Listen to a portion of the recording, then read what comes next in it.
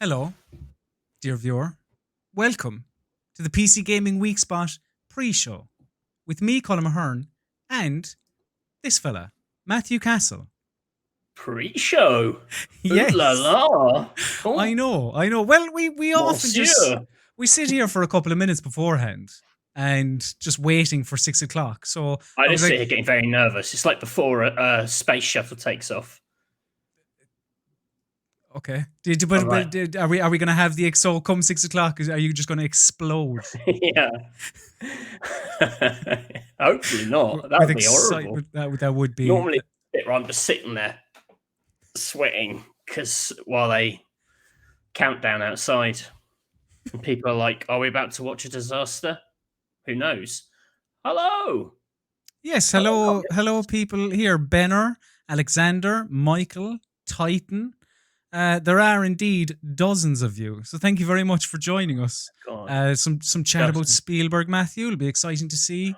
We're going to have Very him on excited. Got later on my the show. Spielberg tux on Of for the man course. himself, the legend, Yeah, no, it's really the beard. like we know we've sort of let you down on that front over the last couple of weeks. Well, to be fair, last week it was his internet connection, but we'll discuss all that more That was on later him on. last week. Yeah, no, most definitely. So But I don't know. Have you any other pre-show banter for me, Matthew? yeah, this is the red carpet part of the Oscars, says Joel. That's Oh, right. So Colm, what are you wearing tonight? I am wearing a green hoodie Ooh.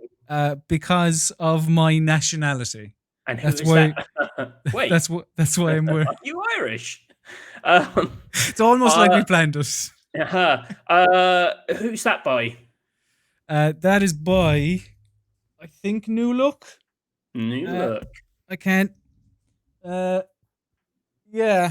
it's New Look. What are you wearing, Matthew? One of the worst things that ever happened to me in my life Mm-hmm. was my mum was pestering me about getting a Saturday job, and she made me go for a Saturday job at a men's clothing store, a high store, relatively fashionable, something or other. And if you know anything about me, it's that I do not know anything about clothes. And if you've ever wanted to watch someone truly, a total car crash of a clothes store job interview, it was that 20 minutes where they're like, "What clothes you're into?" And I'm like, "Trousers." Trousers. Heard of them? They actually asked you for what clothes? What were they expecting? Well, Were like you for going you to to be able to say, like, "Oh, this is cool. What's the current trends?" Well, all the kids are going crazy for socks. I don't know. That seems like quite for. I suppose maybe if somebody asked you for recommendations in the store, I suppose you would need to know. But still, seems like quite a But leading question. that was it was awful. I didn't get a job there. That's a shame. I did get a job in home base where the uniform's green trousers and a green top. That was more my level. Just big green bastard. Did at the home base interview? Was there any clothes related question? There was. They're like, "How do you feel about wearing green trousers and a green top?" And I said, "Well, that's probably better than what I'm currently wearing." And they were like, "Yeah, true." So it was a match made in heaven. Oh, I'm glad it all worked out. Well, What do you know about hammers? Enough, you know. They bang things. Matthew, that's enough pre-show banter, I think. Yeah, that's it. Let's get into I'm this week's not sure. edition. People can let us know in the comments how they feel about the pre-show banter, and we'll decide whether it makes the cut. Do you like the pre-show Did you enjoy the banter? banter? To be fair, the pre-show banter was decided upon to do pre-show banter about 2 minutes before we pressed the button. So Yeah. I don't know. If you want more of that, you can have it. But Matthew, get ready to explode because it's time for the PC Gaming Weekspot.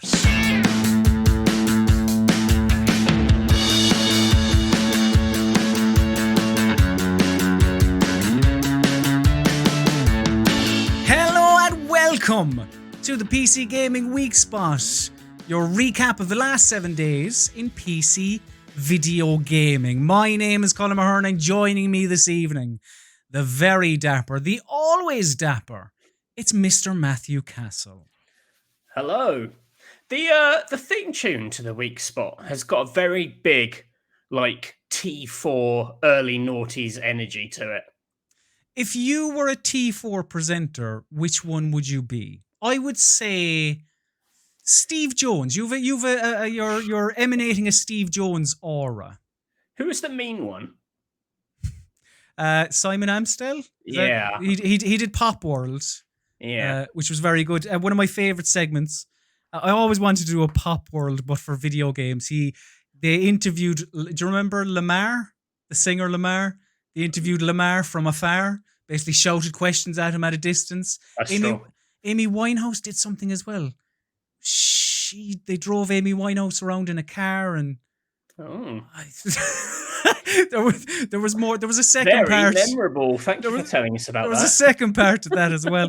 Hopefully, this edition of the PC Gaming Weekspot will be a little bit more memorable. So let's find out what's coming up on the show.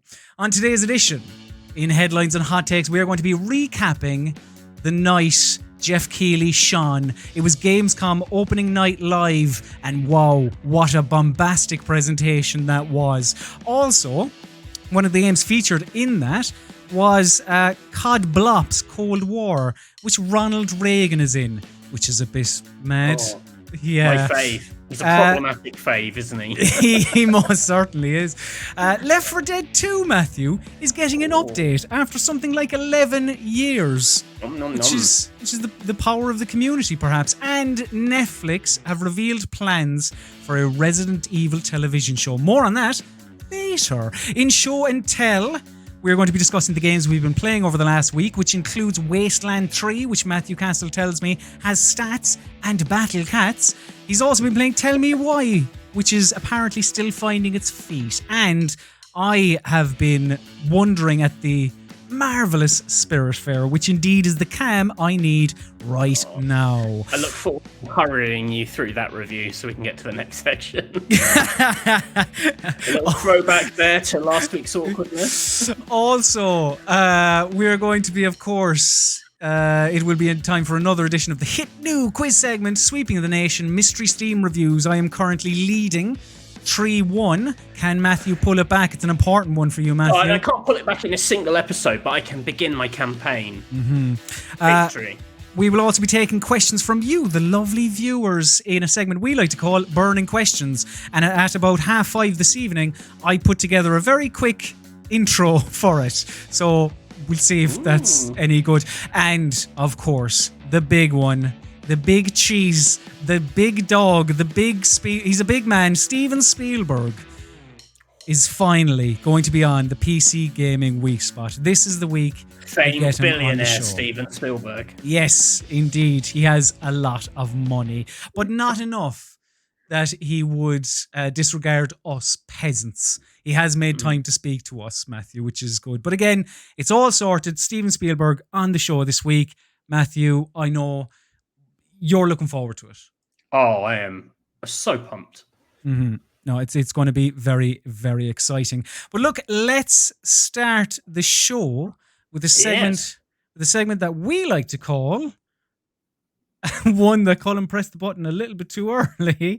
A segment that we like to call. Look at this absolute shit show. I'm trying to do 1,000 things here at once, Matthew. It's a segment we like to call Headlines and Hot Takes.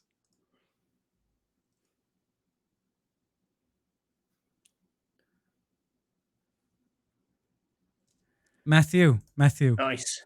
Matthew, I just for the record, I didn't have the volume turned up, so are we allowed to do that again? Can we have a retake? It doesn't really make sense without without what I like to refer to the soundscape that I created for it. We can edit this out anyway. It's fine. We can get this in post. So once again, headlines and hot takes.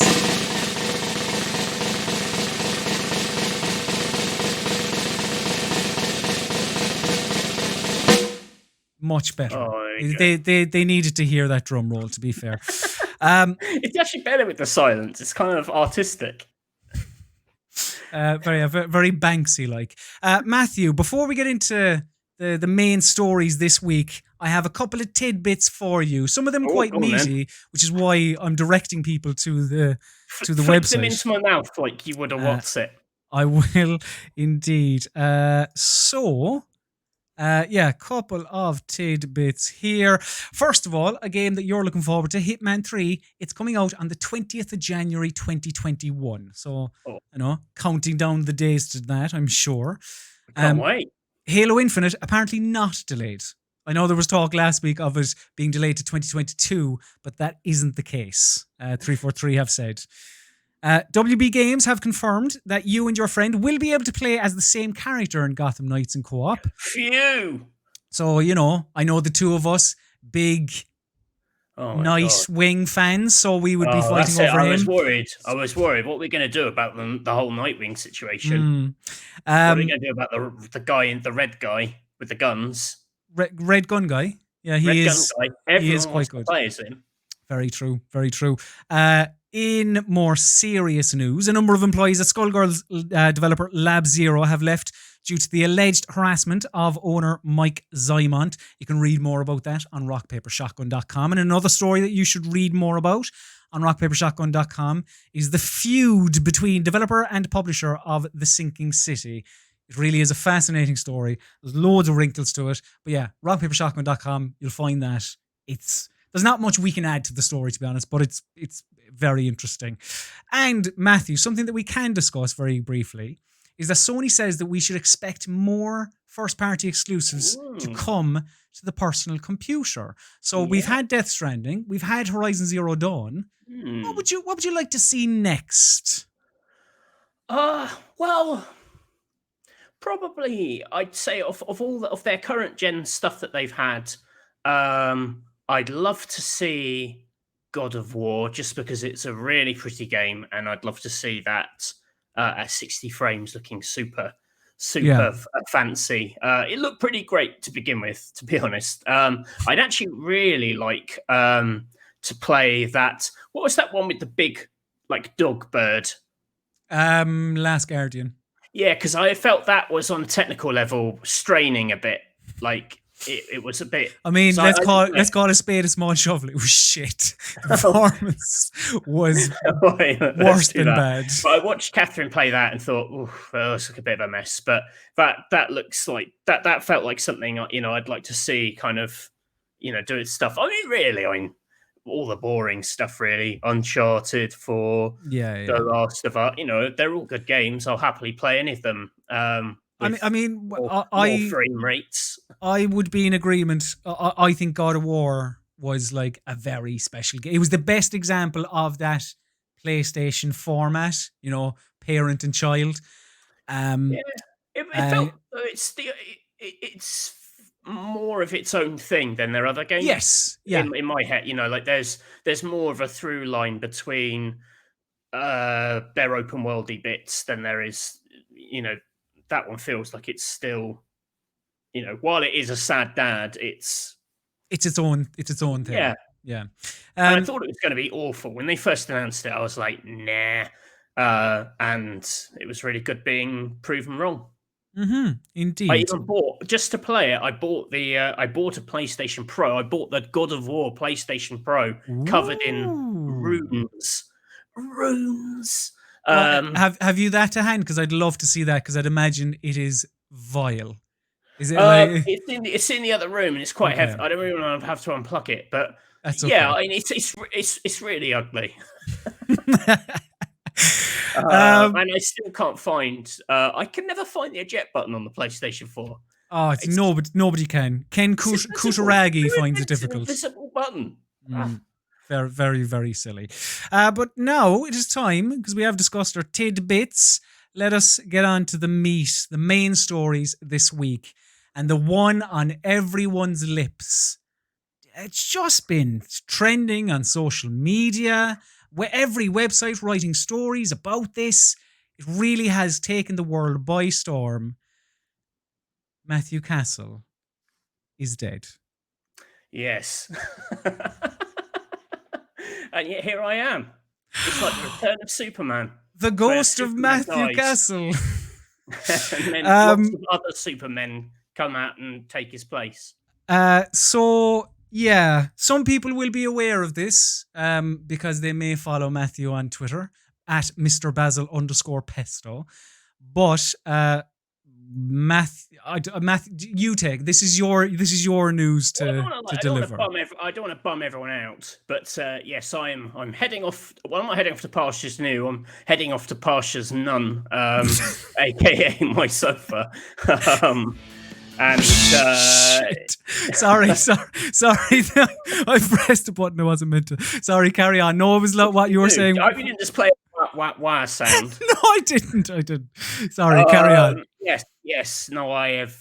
Yes, I'm for various complicated business reasons. It's not because I'm a rotter. It's not because I'm a bad un. I'll have you know. It's just one of those things, unfortunately. And obviously that will kind of change what's going on with the channel and things like that. But the good bit, the happy bit of this is that we will still be doing the week spot. So I guess I'll be doing that in a sort of a freelance capacity, cracking out this suit, and that'll surely become the highlight of my week as I rouse myself from the sofa. But yes, it's a shame, obviously, but really pleased with what we've done so far on the channel. I hope people will agree that this has been fun the last few months with Colm as well. I've been enjoying this, so I'm glad we get to do a little bit of it. And who knows? Maybe one day things will heal financially to the point where we can have our grand return. It's unlikely, but well, fingers crossed. Yes, it is sad. It feels like. Thank you for your kind comments, people in the comments. That is appreciated. But let's get on to the important news.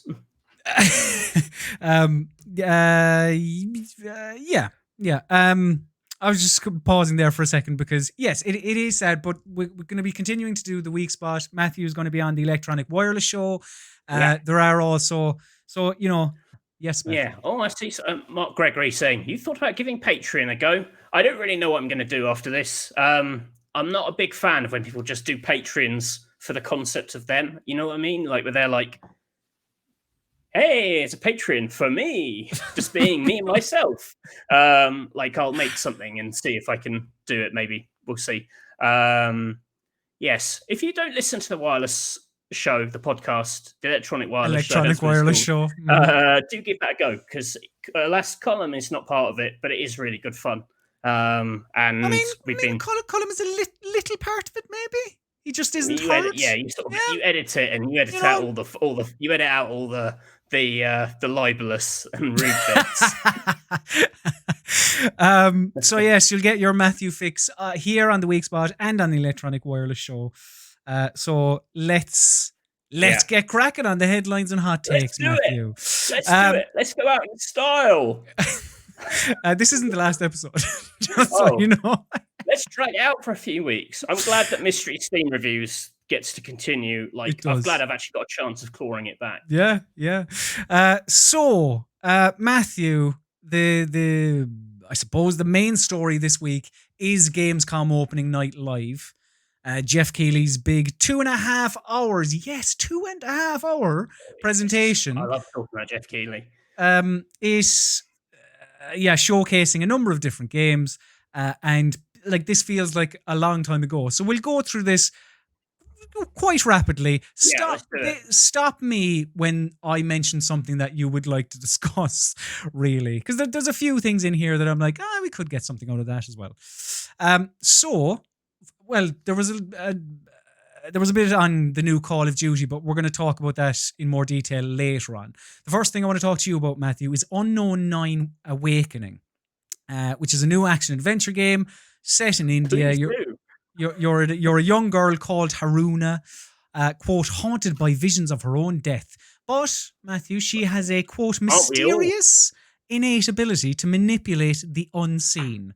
The oddest and most notable part of this reveal, I think, is that you had the announcement trailer, and along with that, there was the announcement of a comic book series, there was the announcement of a scripted podcast, and there was the announcement of something else as well. And, more luck to the people, I guess. However, I do find it a little bit odd when something new comes out and they say, as well as the actual product, we have this additional reading material as well. Yeah, it never fills me full of hope. There's certain like danger words where like when you're introducing a new game, that if the point you make about it is stuff that's going on around the game, that Mm, always fills me full of fear.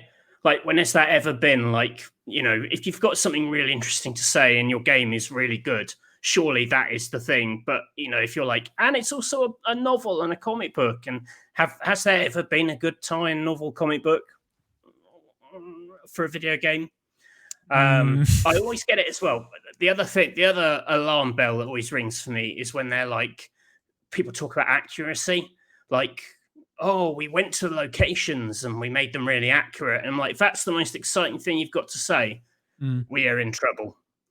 yeah, Um, yeah. those are, and the multimedia project, no, nah. Yeah. No, I am in agreement. After that, then what else did we get?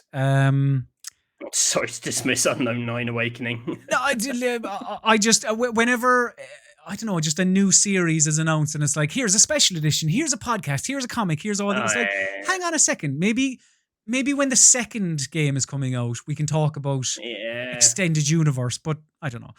Matthew, there was a single player trailer for Star Wars Squadrons. And I don't care about Star Wars. You care a little bit about Star Wars. Was there anything in this trailer that, I don't know, caught your eye or made you more excited for being the goodies and the baddies and the way that this whole thing could play out? Or are you still relatively, still basically the same, relatively excited about this game? Like, I'd say I'm only relatively excited in that, it's a throwback to some things that were good in the past, and it seems that they're kind of keeping the spirit of old good flying games alive. I must admit, I don't really care a huge amount about the story, particularly with these ones where it's kind of like it slots between these two things because you're automatically limited. It's not going to be like you get to kill Darth Vader or something. It's going to be, here's a sort of made up threat that we're sandwiching between existing threats. And Yeah. Some people, that stuff's really important, like the wider Star Wars thing, and I get that, but that's not really for me. I am interested in taking the ships for a spin, but it kind of draw the line at that, really. In other news, this was maybe my favorite thing to come from Gamescom opening night live. 12 minutes, which is the time loop game that's been doing the rounds for, it feels like, forever. They've announced a cast for it, and the cast includes, but is not limited to, I think there are other characters. You've Willem Dafoe, Daisy Ridley, and James McAvoy. James McAvoy, anything he's in, I'll be like, I'm there, Jim. You are really, you're a big James McAvoy fan. Huge. Have you seen Split? Because, right? Yeah. Let me finish. Let me finish.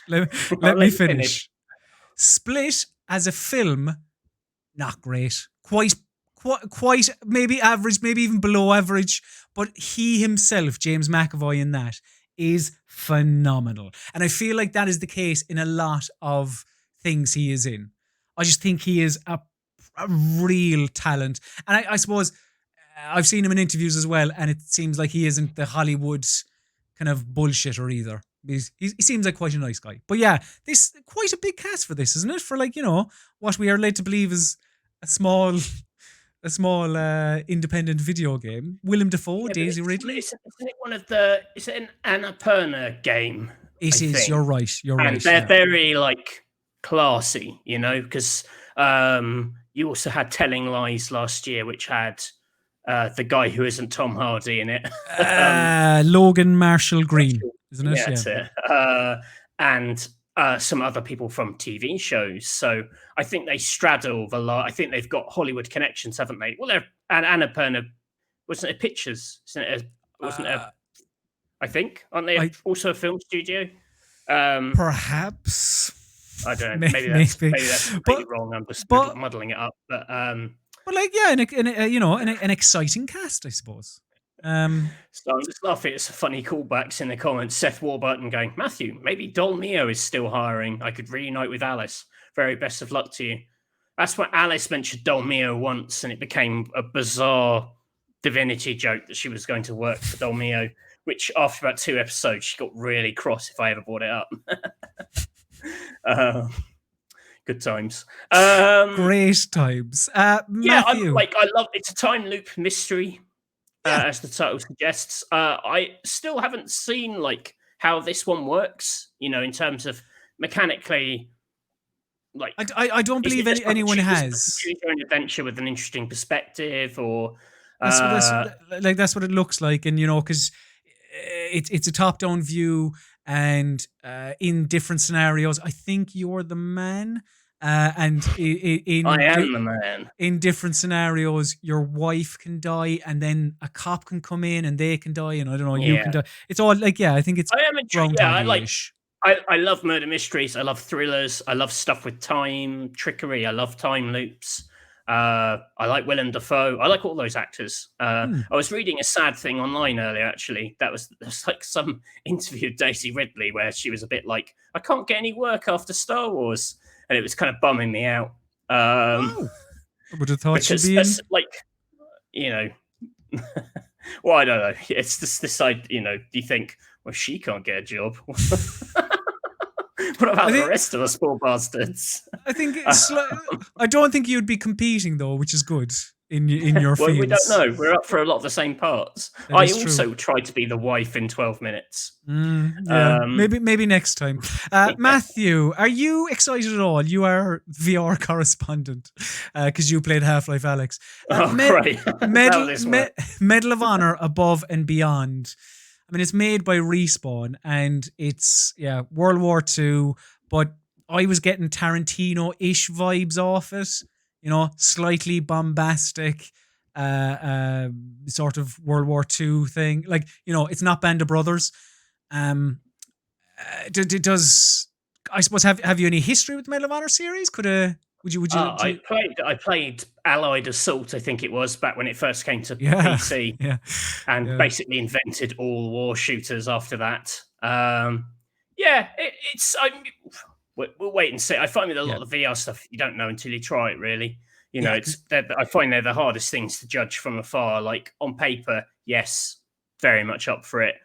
Really good studio, good people involved. It's nice they've come back round to it, because obviously the Respawn people were the Infinity Ward people who were a part of the original Medal of Honor team, and then they split off to do Call of Duty back in the day. mm, So it's like coming home and killing mm, everyone.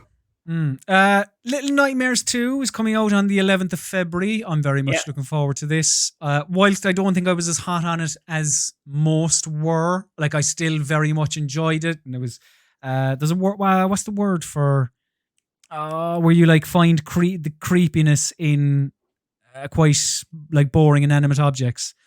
It won't come to me, and apparently, yeah. Anyway, Little Nightmares is good at that. So yeah, looking forward to that. It surely is. Also more VR stuff, and mad Sam and Max is coming back. Matthew, Sam and Max. This time it's virtual. Yeah, I'm not. I hope this doesn't mean I have to cut up my PC membership card. I'm not a big fan of Sam and Max. Like The I tone loved or what? the series, the characters. Like I liked. I loved all the old LucasArts games back in the day. I love point and click games, but Sam and Max is always the one that kind of left me cold. I just don't find them funny as characters. Like their spiel Yeah. just doesn't do it for me. Mm. But it obviously does it for enough people that they keep coming back. I think Yeah. it's a nostalgia play that might pay off. We'll see what the game itself is like. Breach Constructor: The Walking Dead. That's an odd tie-in, isn't it? That's enough on that. Doom Eternal DLC is coming on the 20th of October, Matthew. Well, actually, and I should say, that you don't have to own. This is like standalone DLC, I believe. You don't have to own the game itself to play it.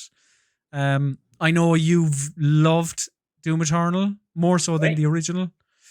Um, It fits my metal personality to a T. Indeed. Are you are you looking forward to jumping back in and killing some demons, or are you all Yeah, I'm doomed kind of out? interested what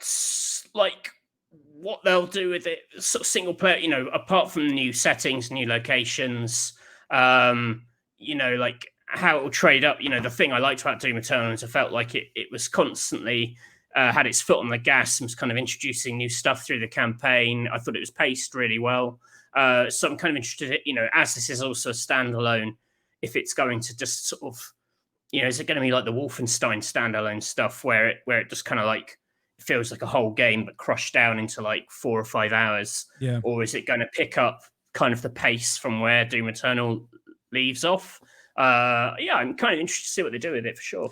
I didn't get on with Doom Eternal as much as everyone else. I thought because I thought there was a the main issue was that there was such a pace in the game like the first one, but it felt like you also had to be far more precise with your shots because of the weak points on enemies, and thus I just didn't think it worked as well. Opinions, Matthew. Everyone has them. World of Warcraft Shadowlands. That's coming out on the 27th of October, and I'm going to guess that neither of us have anything to say about that, so I'm moving on.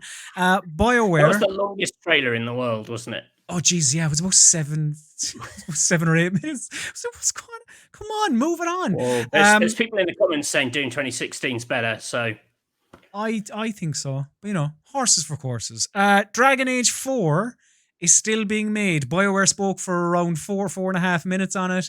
And what did they say, Matthew? Nothing, essentially.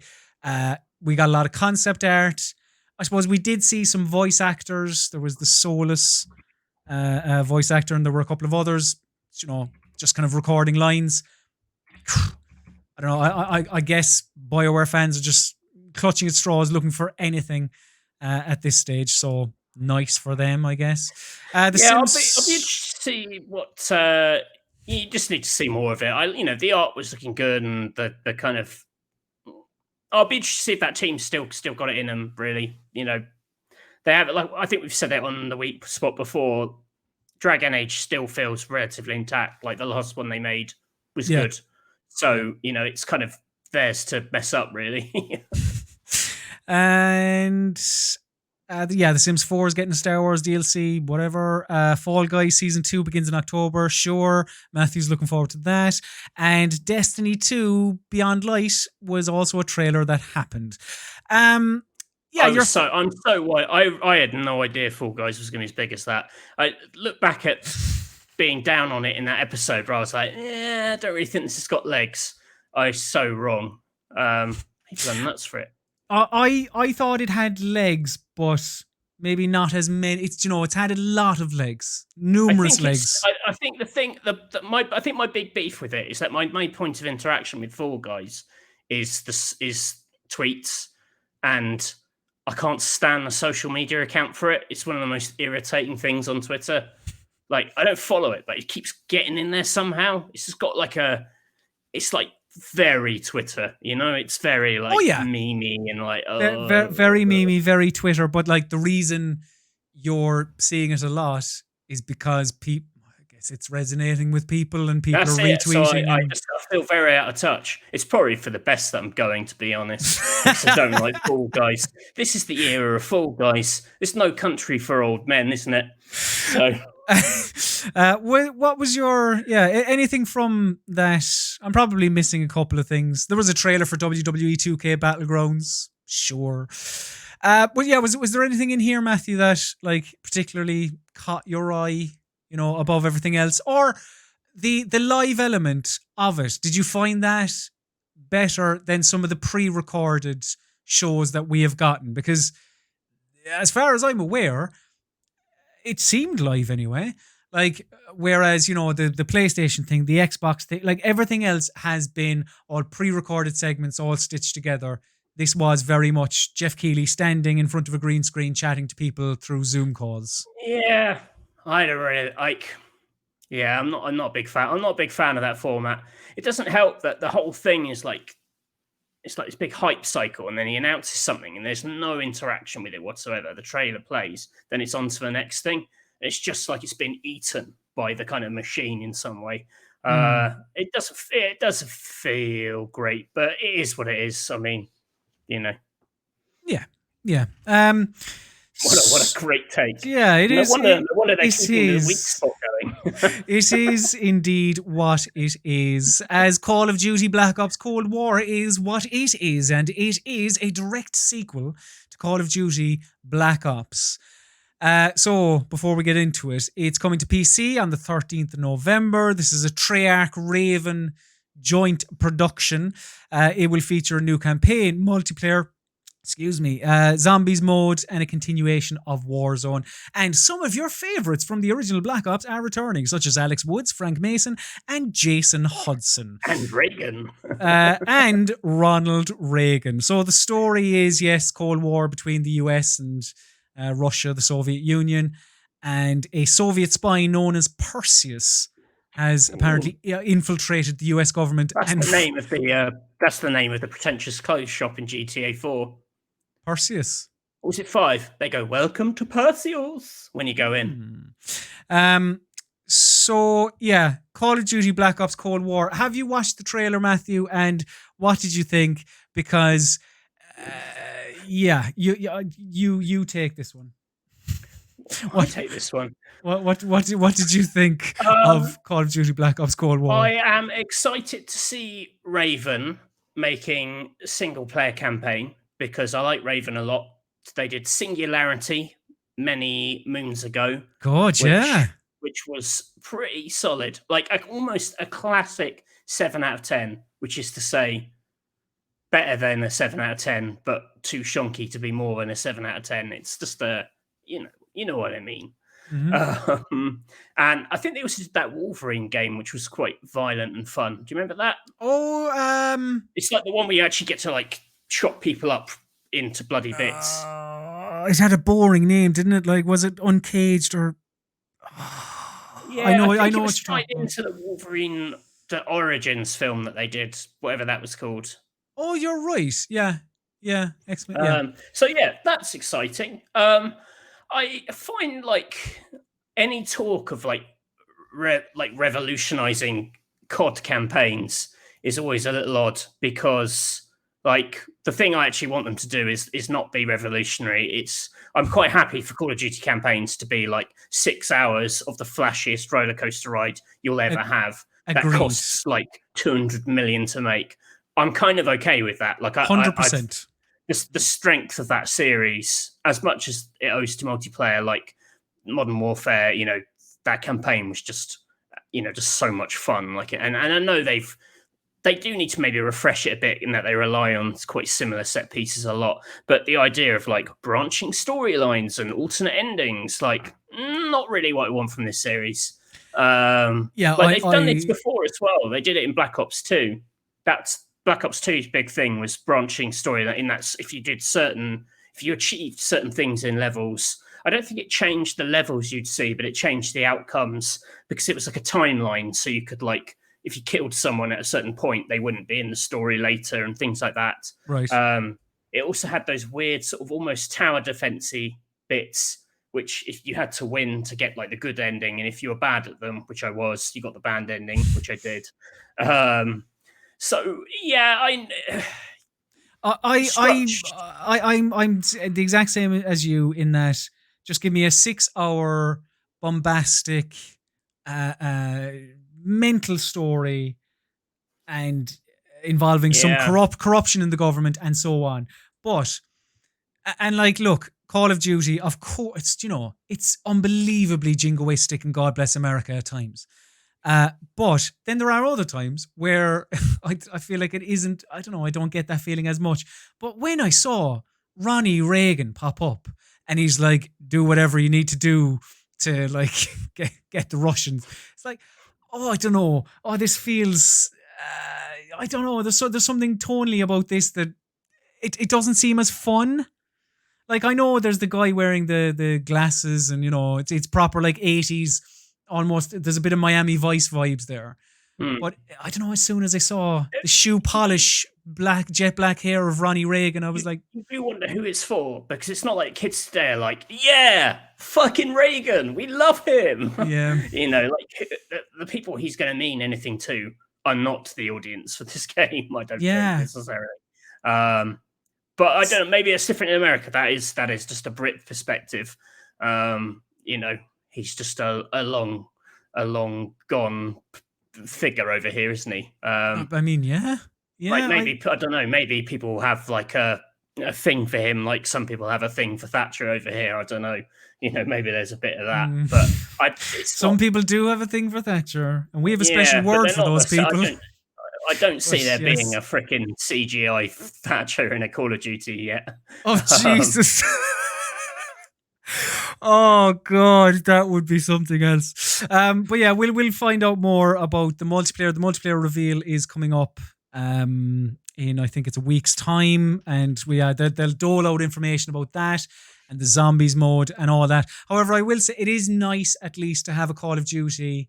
To be back in the era of Call of Duty campaigns, like when. Yeah, the last one had a good campaign though. Well, it had a campaign. It was okay. The last one had a campaign and it was all right. Some people lost their minds over it. And some people are not. So the amount of stuff I read about that level where you that house that that you go through, and everyone's like, "Whoa, wait until you see this." I played it and it had about as little impact as a game could possibly have on me. It was just like a house where you killed 7 people, and it's like, But people are like, "Oh my god, it's like you're actually there. It's like you're actually a SWAT person." You're like, it really wasn't. But... No, it wasn't at all. It was fine, and I thought the overall the campaign just across the board was fine. It was completely fine. I'm not actually a big fan.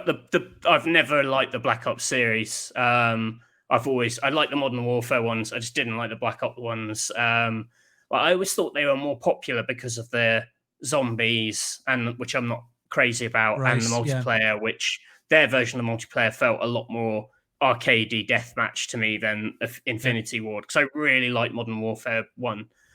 It's probably the multiplayer game I played the most. I was never good at it, but I played tons of it, and Treyarch stuff, it had a very different energy to it. It was much more like, this is a game where 13-year-olds are going to kill you, where Modern Warfare, I played with other people my age, relative dinosaurs in gaming terms, but had a good time.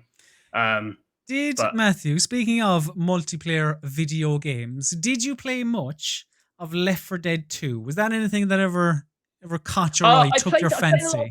I played a fair amount of Left 4 Dead 1. I never played a huge amount of Left 4 Dead 2. I don't know why. I just didn't. There's an exciting anecdote for you. Indeed it is. Well, a lot of people did like Left 4 Dead 2, so much so that a community effort has been, they've been spearheading this update. So yes, Left 4 Dead 2 is 11 years old, and it's getting updated. It is apparently a, quote, collaborative effort by the community for the community.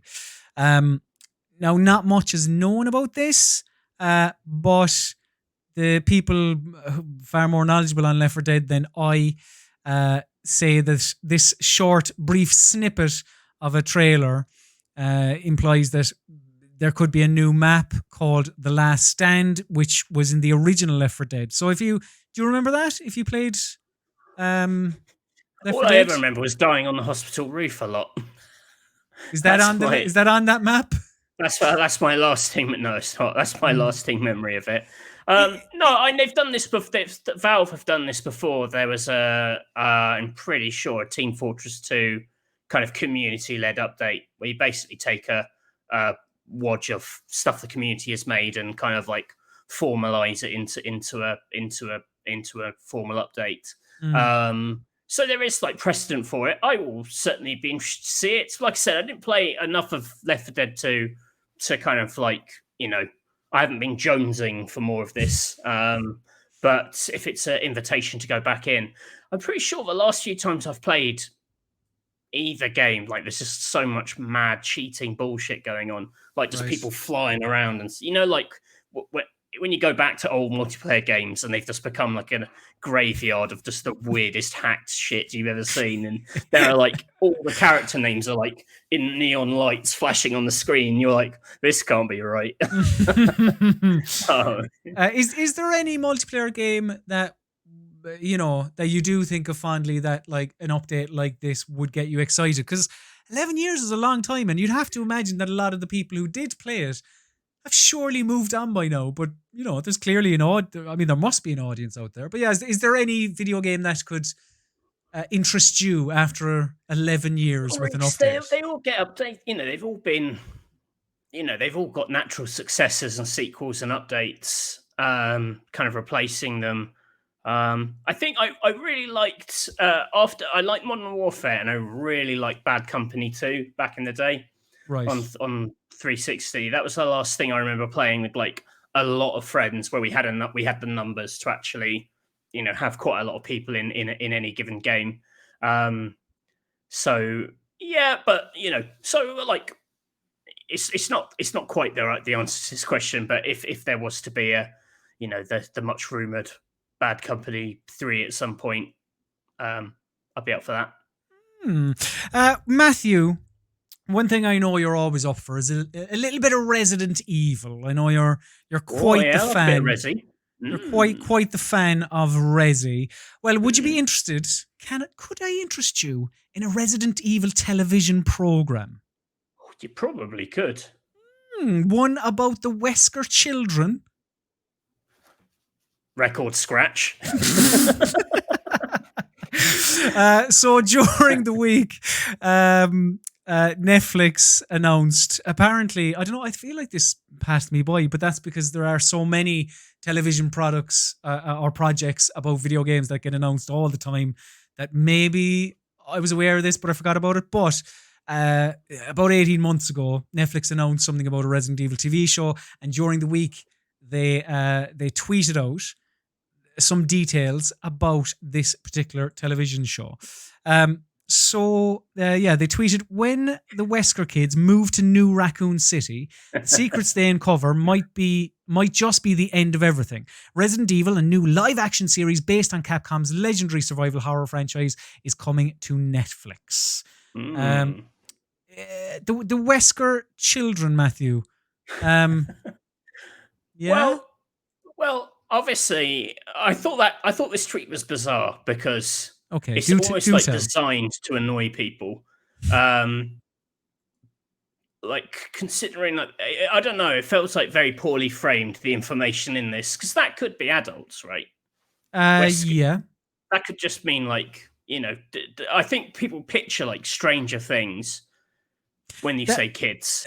That's where everyone's mind went to straight away, was because I think like Stranger Things is like it appears to be winding down. So is this Netflix new approach? I think it would be I think that would be unwise, and also the people who own Resident Evil, like everything they've done with it has been of a certain like age level, I'd say, in that it's all 18s. But yeah, probably, yeah, exactly. I don't know, like with all these things, ever the fence sitter. I'm very much of a, I'm not going to get cross about a tweet when we know so little. I think the idea of coming to that world down the line where time has passed and it can be mysterious isn't actually like, that's quite a good idea. The idea of a Resident Evil which has the setting and tone and pace of a Resident Evil game, that's a film, it's not a TV show. It'd just be too relentless. It would be too relentless. Having something which you can kind of dig into, have a peril that can rise, maybe. Like, I've always quite liked the hammy kind of mysteries, that it is like the old house with the weird lab under it. But in Resident Evil, due to the nature of there being a zombie outbreak, whenever you're playing the game, you're discovering mysteries at like quite a fast rate. And the idea of maybe discovering that side of the world, the kind of hidden behind this layer of stuff, there's something sinister going on, that could be quite fun.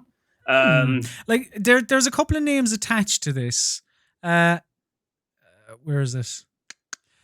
So yeah, this television show's first episode is called "Welcome to New Raccoon City," and it's written by Andrew Dabb, who worked on the TV show Supernatural, and Right. it is directed by Bronwyn Hughes, who has directed episodes of The Walking Dead and Better Call Saul. Now, you can obviously the parallels between Resident Evil and The Walking Dead are quite obvious. The Better Call Saul connection is the one that interests me. I'm like, oh, this is a bit different. Could provide a different approach on a zombie story, because like zombie television shows or zombie media, it does feel quite played out. It Uh, feels quite. The problem with Resident Evil as well is that, like, the thing it's famous for is like zombie outbreak, yeah, and once you've done that, it's quite hard to put it back in the bottle. yeah. Um, and this is also going on the idea of like, if it's New Raccoon City, is it saying that there has, is it going to be set in a world where Resident Evil has happened in the past? Is it going to set in the world That's where what it the Resident implies, Evil isn't it? where the Resident Evil film, like if it's a TV thing, is it going to be more related to the film universe, which I always thought was a slightly botched retelling of the games. Slightly. Slightly. I always I mean, remember to me, it does have Colin Salmon in it, which is always good. But yeah, God, I remember going to see Resident Evil 2, the film, in the cinema, and when Nemesis, I think it was 2, the one where they go to the city anyway, and when Nemesis turns on the screen, I remember turning to my friend and saying, "What the fuck is that?" Because it looked so bad, and that is exactly what someone on the screen said at the same time. Someone said, "What the fuck is that?" Do you remember the little girl in the first one, the holographic little girl? Oh my sweet yeah, Jesus! Yeah. Oh, it was wrong. There was that stupid corridor with the lasers. Yeah. Oh, absolutely magnificent. That's what I But want. maybe like if you're going to do a show, you'd probably want it to be more like Resident Evil 7, that kind of tone, Southern Gothic, Right? Yeah. Yeah. But if it's New Raccoon City, it's going to be also Wesker. Like, I like the idea where Wesker, like, in amongst all Resident Evil, had like family, had got a girlfriend, and she seemed like quite a creepy dude. Like, So yeah, Wesker, let's hope for all of us. Like, that's the show I'd like to see. Like Wesker going straight, like married with where Wesker is Al Bundy, and he's like trying to get that his. would be like a reverse Never Call Saul. Oh, Best Call Saul, whatever it's called. What's it better, called? yeah, better. Better Call Saul. Your best Call Saul. Where like someone's really shitty and then they go off and have a new life, and it's about Wesker trying to set up like a pharmacy in a small American town. Oh, I love but it. He has to live with the fact that everyone's like, "Oh, those zombies are bad," and he's to be like, "Yeah, I love it, Matthew. Oh, yeah, I hate that. I hated that too." You should sell that idea to Amazon Prime. See if they'll bite. Get your Resident Evil show off the ground before Netflix. So there you go. There are your headlines and hot takes for this week. So now, let's chat about the games we've been playing over the last 7 days in something we like to call Show and Tell. Show and tell, show and tell. We can't afford a proper jingle. Jingle. It's meant to be jingle. It's whatever you want it to be, Matthew. Yes, Show and Tell is the part of the show. I'm going to charge them to use that jingle once I've left. It is the part. Pay me royalties or re-record it with your lovely Irish voice. I could do a breakdown version of it. So this is the part of the show where we talk about the games that we've been playing over the last 7 days. Matthew Castle, take me on a journey to Colorado, I think it is, to the Wasteland. Wasn't that what Paul Simon was talking about, Graceland. You're going to take me to the Wasteland 3. So, Matthew, what is Wasteland 3 for those that don't know?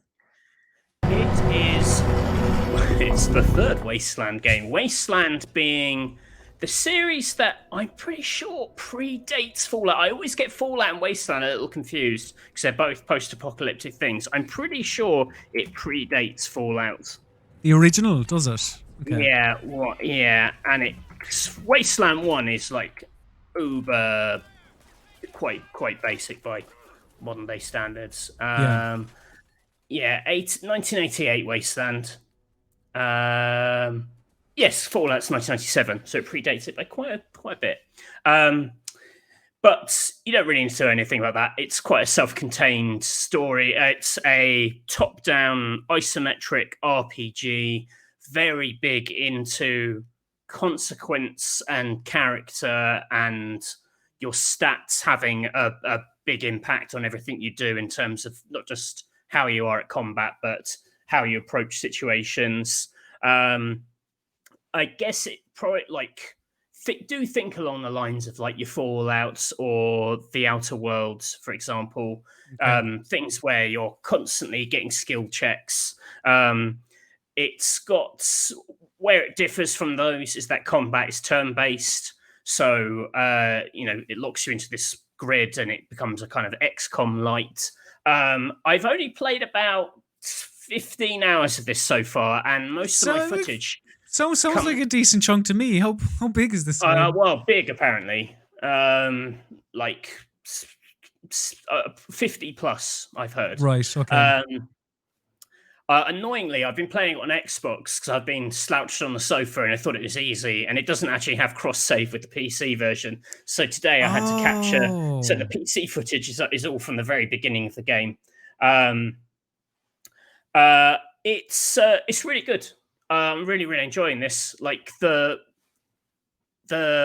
characters you build and the skills they have like a real impact. Like it doesn't just feel like uh you're missing out on cool stuff. It feels like you're kind of going down interesting avenues based on the people you build. In conversation, there's lots of different ways of approaching it. Different skills like investing in combat abilities can also fold into conversations, like knowing about sniper rifles. You may be able to talk about sniper rifles. It's not just that you're better with them, for example. Okay. Um, so it feels like everything is getting sort of pumped into the kind of what options are open to you, which I really like, because I feel like there are a couple of skills, and I had this is my big beef with the Outer Worlds. Actually, I felt like there are only a couple of speech skills which really mattered. Like the rest of them, like medical and science, sometimes came into conversations, but it was mainly like intimidate, whatever, convince, da da da. Where Mm. here, like the character you make has, it feels that the adventure becomes very tailored to them, which I really like.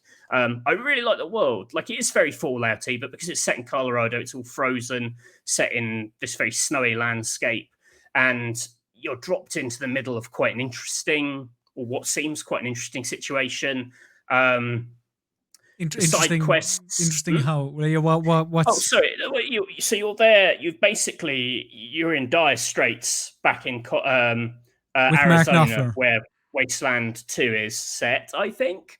Mhm. Um, and you've basically come to Colorado to help the local leader basically bring in his three wayward kids in exchange for his help.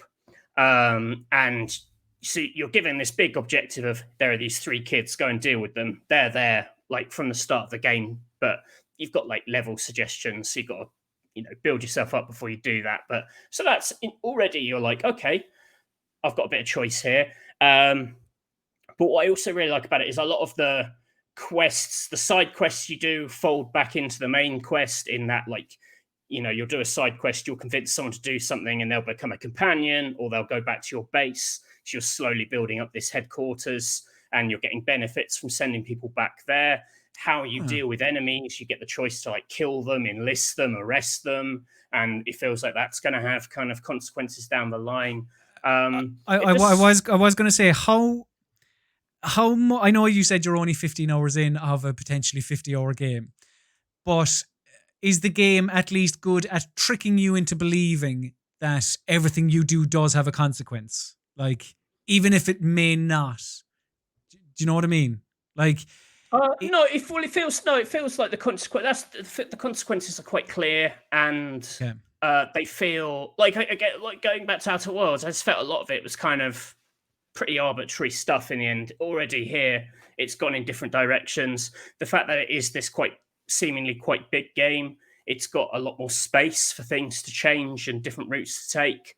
Um, it's slightly not rough around the edges. It's not like the most visually spectacular thing. There's a lot of like you can kind of see how each area has been built out the same kind of handful of these assets and whatnot. But Yeah. that's allowed them to make quite a lot of it. So And it feels like at the it's same sort of punching time, above its weight a bit. at the same time, the interactions you have with characters it does the sort of fallouty sort of like zoom into the character so that they're standing in front of you, doesn't it? So it's Um, with certain characters, like big boss characters, you okay. have like a conversation with them, and they're quite, they're like pantomime villains. They kind of get up in your grill, and they have some fun with that. Yeah, I just sort of like.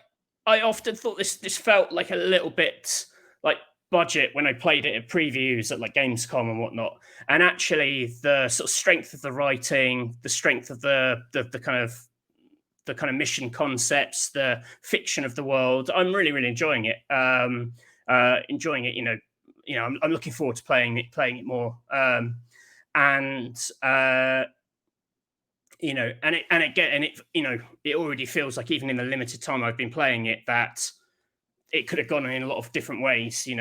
There are characters that, well, just in playing this opening section, there are a couple of things happen that didn't happen in my playthrough that mean characters are now just not part of my party or whatever. That's interesting. Like that's what you want really from something like this, isn't it? Like something Yeah, and that it's Game Pass as well, so yeah. like it's a big chunky thing. I felt like some of the things on Game Pass are a little throwaway and kind of over in a couple of days, but this, it's quite a big chunky juicy thing to kind of sit down and play. I'm glad. Yeah, I'm so yeah. Personally surprised. I think it's pretty decent. Good. Yeah, I know it's been getting a lot of love, so it's definitely one that I would like to get around to. But first, Matthew, I have to deal with the dead. Oh All no! right. There's a lot. I'm surrounded by dead animals on my big, massive boat in a game called Spiritfarer, which is maybe one of the first of these kinds of games that I've really enjoyed. So, Spiritfarer is a game where you play as this girl who has a big, massive boat and goes around collecting the spirits of people who they're kind of in purgatory, I suppose. I will say, haven't finished it, so there are certain details that I'm probably lacking. But yeah, you need to take these people to a big, massive gate so that their spirit can be set free and put at rest or whatever. And Right. often, from my understanding, is there is something that irks them, that sees them in this animal form. So that's one side of it. The other side of it is you must keep these animals happy, and you do that by feeding them, by housing them, by giving them little trinkets that they ask for you. So you go out into the world and you collect them.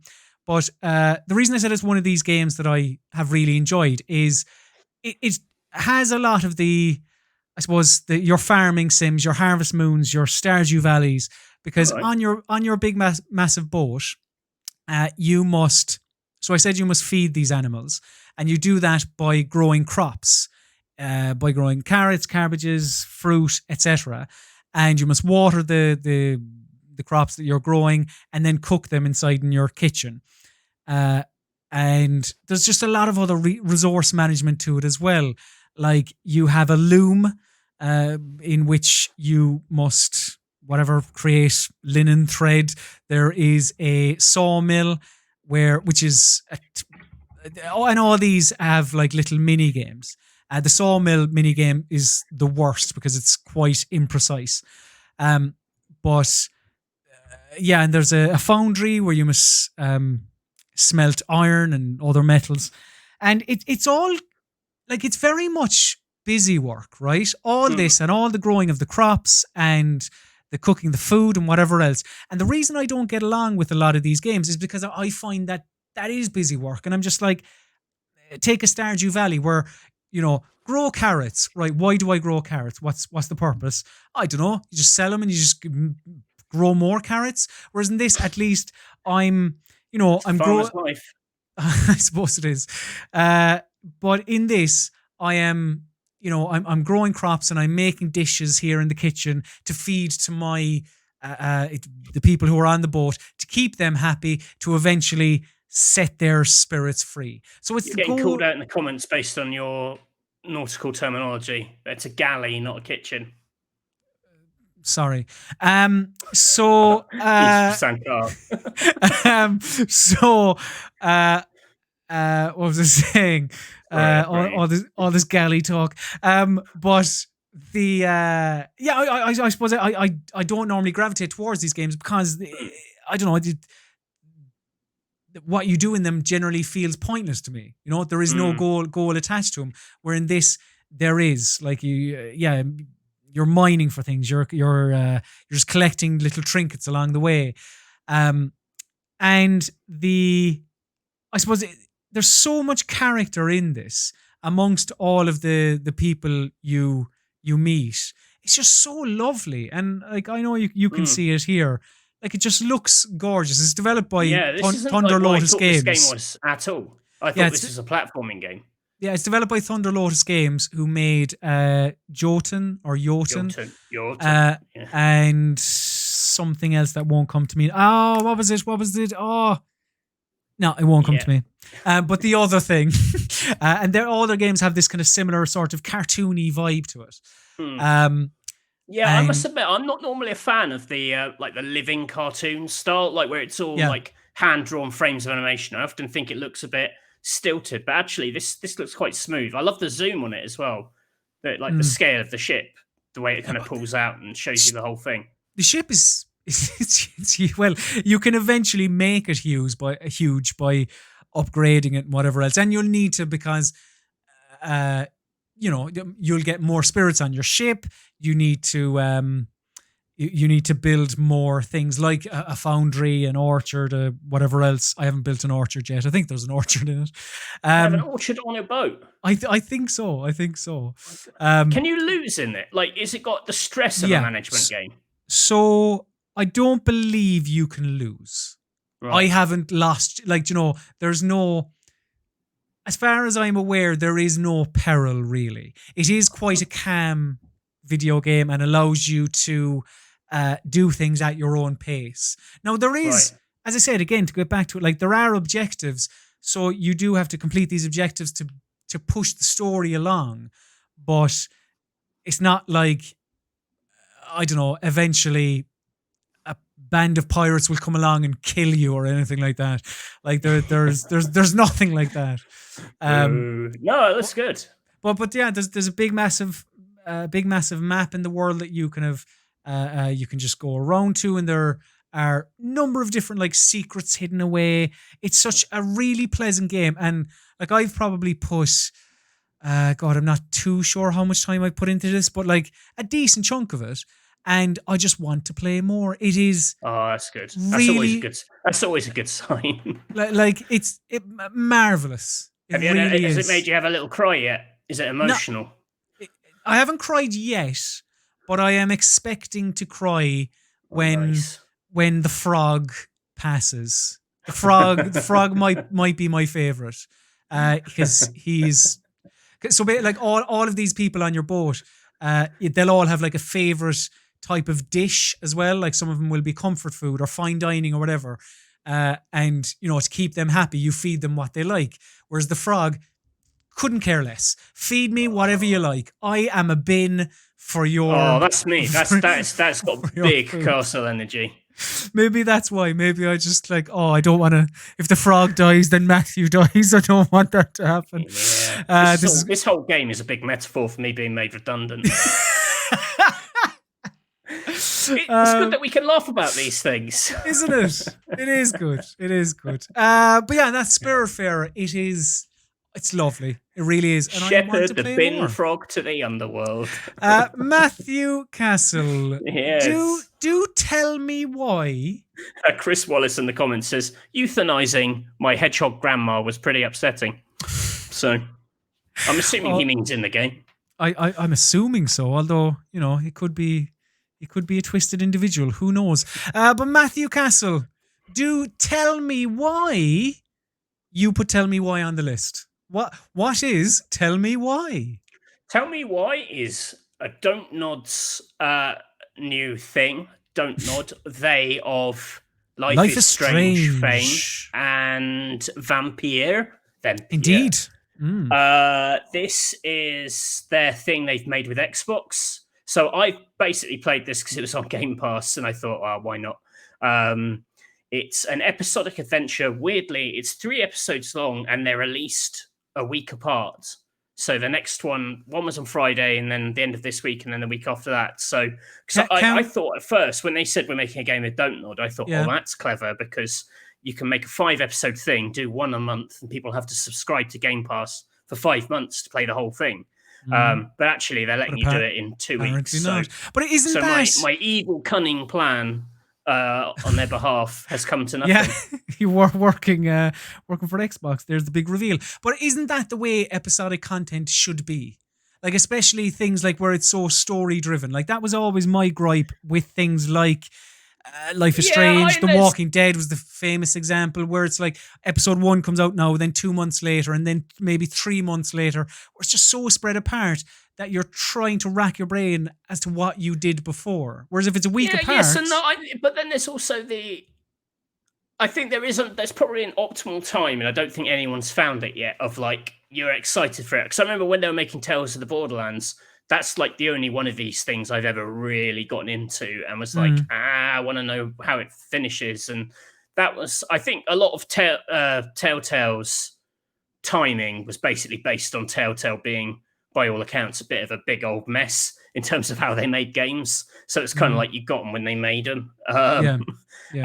But so, yeah, I'm not entirely sure of the thinking behind this one. Like, maybe it's meant to be a bit television-y, but it's only 3 episodes, so it's, I don't know, it doesn't feel like 2 weeks is the kind of span to let theories build up and whatnot. And it's not the central mystery isn't, there is a mystery, it's a mystery game. Like, there's these 2 siblings, and they have their mother has died in their childhood, and this all happens right at the start of the game. You know, it's implied that one of the 2 twins was involved and has now been in a juvenile detention center all their life, basically, and they're coming back home to kind of deal with the past and maybe like uncover what happened that night, and you know, this, that, and the other. But it's probably most notable for having a trans character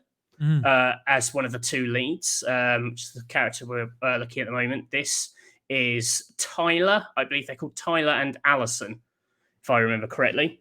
Yes, Tyler, it says in the subtitles. Phew.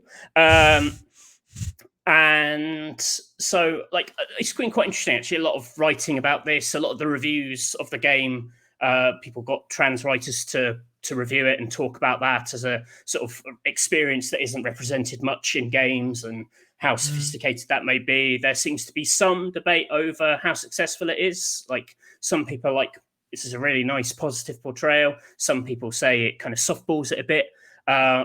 Obviously, it's not really my place to weigh in on that particular side of things. And this early episode is like quite heavily about that sort of that experience of one of the characters, and how that ties into their childhood memories.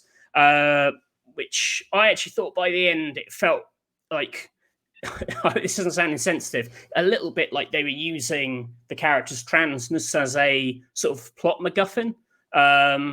But, you know, was sort of my take on it. But the actual mystery itself is kind of engaging enough. They're slightly older characters than the characters in Life is Strange, so it doesn't suffer from some of that. Like, Life is Strange, some of the teenage banter didn't quite land for me. Jesus, no. It hella didn't. They feel a bit more lived in and real. Which you know, like, there was less stuff where I was like, that doesn't sound right. But all of Don't Nod's game, or well, I should say, like the Life is Strange, there's always a supernatural element to these games. So like, what is the memory manipulation? So the big problem I have with this is actual mechanic that, you know, the way you interact with it, I don't think is very interesting, in that the twins can visualize memories to sort of piece together their past. But it's just a case of like you hold the trigger and press A, and the controller vibrates when there's a memory nearby. Then at certain points, or specifically at only one point in this episode, I've only played episode 1, I should say. There's a bit where there's 2 memories and you have to pick between them, and then that changes. Like that is like the decision making part of it. But like that, I don't want to say the mechanic is you have dual memories and you have to pick between them because you only did it once. The mechanic is it's a story that's sort of delivered in flashbacks, and you press a button to see the flashback. So, like compared to the time rewind, it's like nothing. Like as an actual puzzle game, there's not a lot going on here. Like it's just it feels like a story you're walking through. Does it seem like I mean, I'm not trying to do the whole, it's not everything that's on a console or a PC to be interactive is a game. However, did you find, was it too passive? Well, I liked what I liked about Life is Strange. The first one, I haven't played the second one, was the time rewinding wasn't just the mechanic, it was the nature of the story. It's the idea of like, if you have this power, how it can go wrong. Like using it yourself feels a bit exciting and dangerous because the story establishes that you can screw up, and the game was about the mechanic. Here, like that, it feels just like quite a hands-off detective game. The thing that is interesting, or I feel like could be more interesting in later episodes, is that quite early on they find this like book of stories they wrote as kids, which is called like the Book of Goblins. And the whole thing of this is that it's like when you read it, it's stories their mum told them, and it's sort of implied in one puzzle, probably the best puzzle in this particular episode, that like the answer to the puzzles are in one of the stories. And I kind of like the idea of a game where you go around and you basically have to crack the mystery of the whole game using like a book of like an encyclopedia of fairy tales. But you only do that once in this episode, like the memory thing. So, I thought, oh, that's an interesting idea, like a thing where the answers are there, if you can find them. But yeah, it just mechanically, I just don't feel like there's much going on here. It feels quite bare bones. I quite like the characters though. Like I said, the writing's not offensive. I will. It's the perfect Game Pass game in that I will happily consume the next 2 episodes for a couple of hours apiece. The setting's quite nice. It's a bit Twin Peaksy with all the kind of snow and everything. But so yeah, it has the potential to be a grower if like episode 2 is Artful says in the comment, I wasn't reading 76 pages of a Goblin book, so it was uninstalled. I mean, you only had to read 1 page, and it told you which page to read in this episode. So, yeah, I'll definitely play more of it. I like story games. I like things where I can just sit on my sofa and not really have to engage too much. Maybe it'll go to more interesting places. I'll find out on Thursday, whenever the next episode's released. Indeed, you will. So yeah, I definitely want to give Wasteland 3 a go. It's really good. It's really good. Wasteland 3, like it's a little bit on Xbox. I've been playing it. It's quite buggy. The little bit I played on PC, I was instantly like, why didn't I play this all on PC? Because the mouse control is just so much nicer for it. Yeah. I wish it had. Why doesn't it have save transfer? That's insane. It's on Game Pass on Xbox and PC. I think that's so dumb. Is Gears Tactics available on both as well? I have it in my head that that was also no. The Gears Tactics is only on PC. I'm feeling there was another game, but yeah. I thought it was. I was just surprised, but. If you're watching this, you're probably going to play it on PC. So just play it. It's really good. I'll play Wasteland 3 and you play Spiritfarer. 2 wildly different. I do plan to. Spiritfarer is also on Game Pass, I think. Indeed, it is. Today's episode sponsored by Xbox Game Pass. It's got Crusader Kings 3 as well this week. So there you go. We should really be on commission. But Matthew, enough about Game Pass, because what I'm concerned about is a different digital distribution service. The one that I care about is Valve's, because that is where we go to for our mystery Steam reviews. It's time for Mystery Steam Reviews. Yeah. So this is the part of the show. I look at that intro and I'm like, you know what? I'd get rid of me too. Where myself and Matthew test each other's knowledge on Steam video games. What we've done is find 5 Steam reviews for the other. Yeah. But we have removed the video game. So I must guess Matthew's 5, Matthew must guess my 5. We've done 4 so far, and the score, Matthew, is currently 3-1 to Colm Ahern. Yes. But, you know, the comeback may be on. So let us see. Now, we have tinkered with the rules slightly.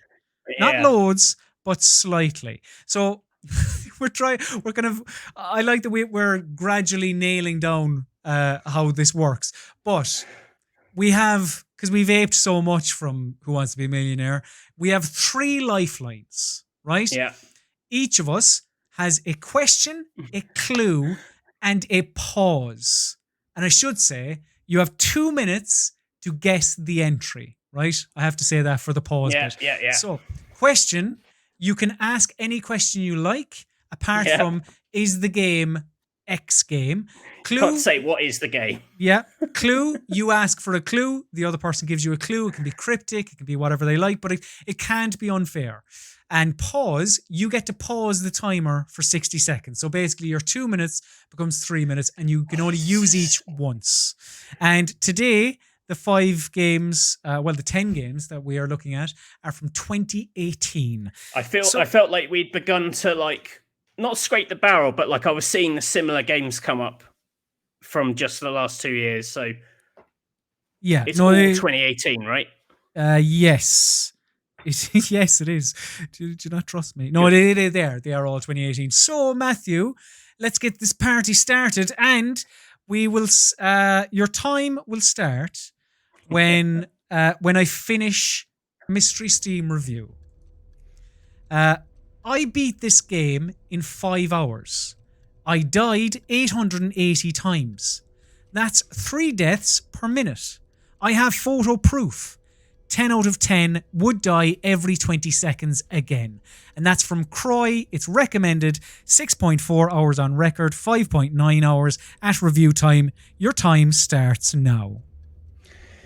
So a short game, but a game where you can die a lot. That makes me think of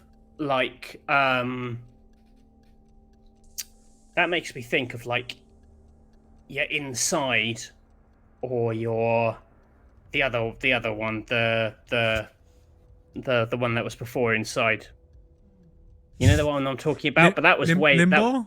Limbo. That's it. But it can't be that, because that's from a long time ago. This is a 2018 game. This is a 2018 game, yes.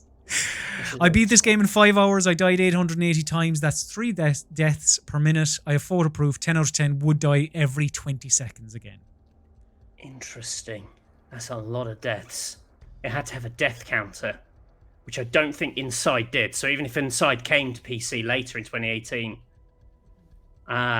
it wouldn't be that. 1 minute remaining. 1 minute remaining, yeah. And I think of other games where you die lots are your Hotline Miami's, but that wasn't 2018. A 2018 game where you die a huge amount very quickly. Mm-hmm. You're just chewing it up and you're dying loads. You're dying under 30 seconds now, Matthew. Read it out for me one last time. Very quickly. Beat this game in 5 hours. I died 880 times. That's 3 deaths per minute. So I have photo proof. 10 out of 10 would die every 20 seconds again. You have 12 seconds, Matthew. It's a game. I think it was later than this, but I'm gonna. What's 5, that platform? 4. Celeste. I'm gonna say Celeste. Final answer? Yeah. Matthew, right on the buzzer. Yeah, I don't know. I think that was 2019 though. Matthew Castle, You are correct. Oh, shit! I genuinely thought that was later. Well done. Well done. Oh, that was good drama there. No, I enjoyed that. I'm not sure if I like the time. It stresses me out. Right, Matthew Castle, 1-0 up. Okay, I'm just saying. I'm just my thing is struggling to open. Come on. I'll watch the time here, and I will be honest. Don't worry. Or the timer. So I think it took me much longer than that to do Celeste. So right. Yeah. Here we go. Are you ready? Are you ready? Okay. Yeah. Take it away. Looted a pretzel off the corpses of my dead parents, then sat down and ate it in the rain. Solid. That's recommended 8 hours on record, 6.6 hours at review time. Okay, timer has started. Looted a pretzel off the corpses of my dead parents, then sat down and ate it in the rain. Solid. Looted a pretzel. Right, so it's got kooky loot, it appears. Yeah, kooky loot, you're right. And its parents. This has really stumped me. Oh god, a minute and a half. If I asked you for a clue, would you be able to give it to me quickly? Yes. Okay, go. The clue is the pretzel places this game in a certain country.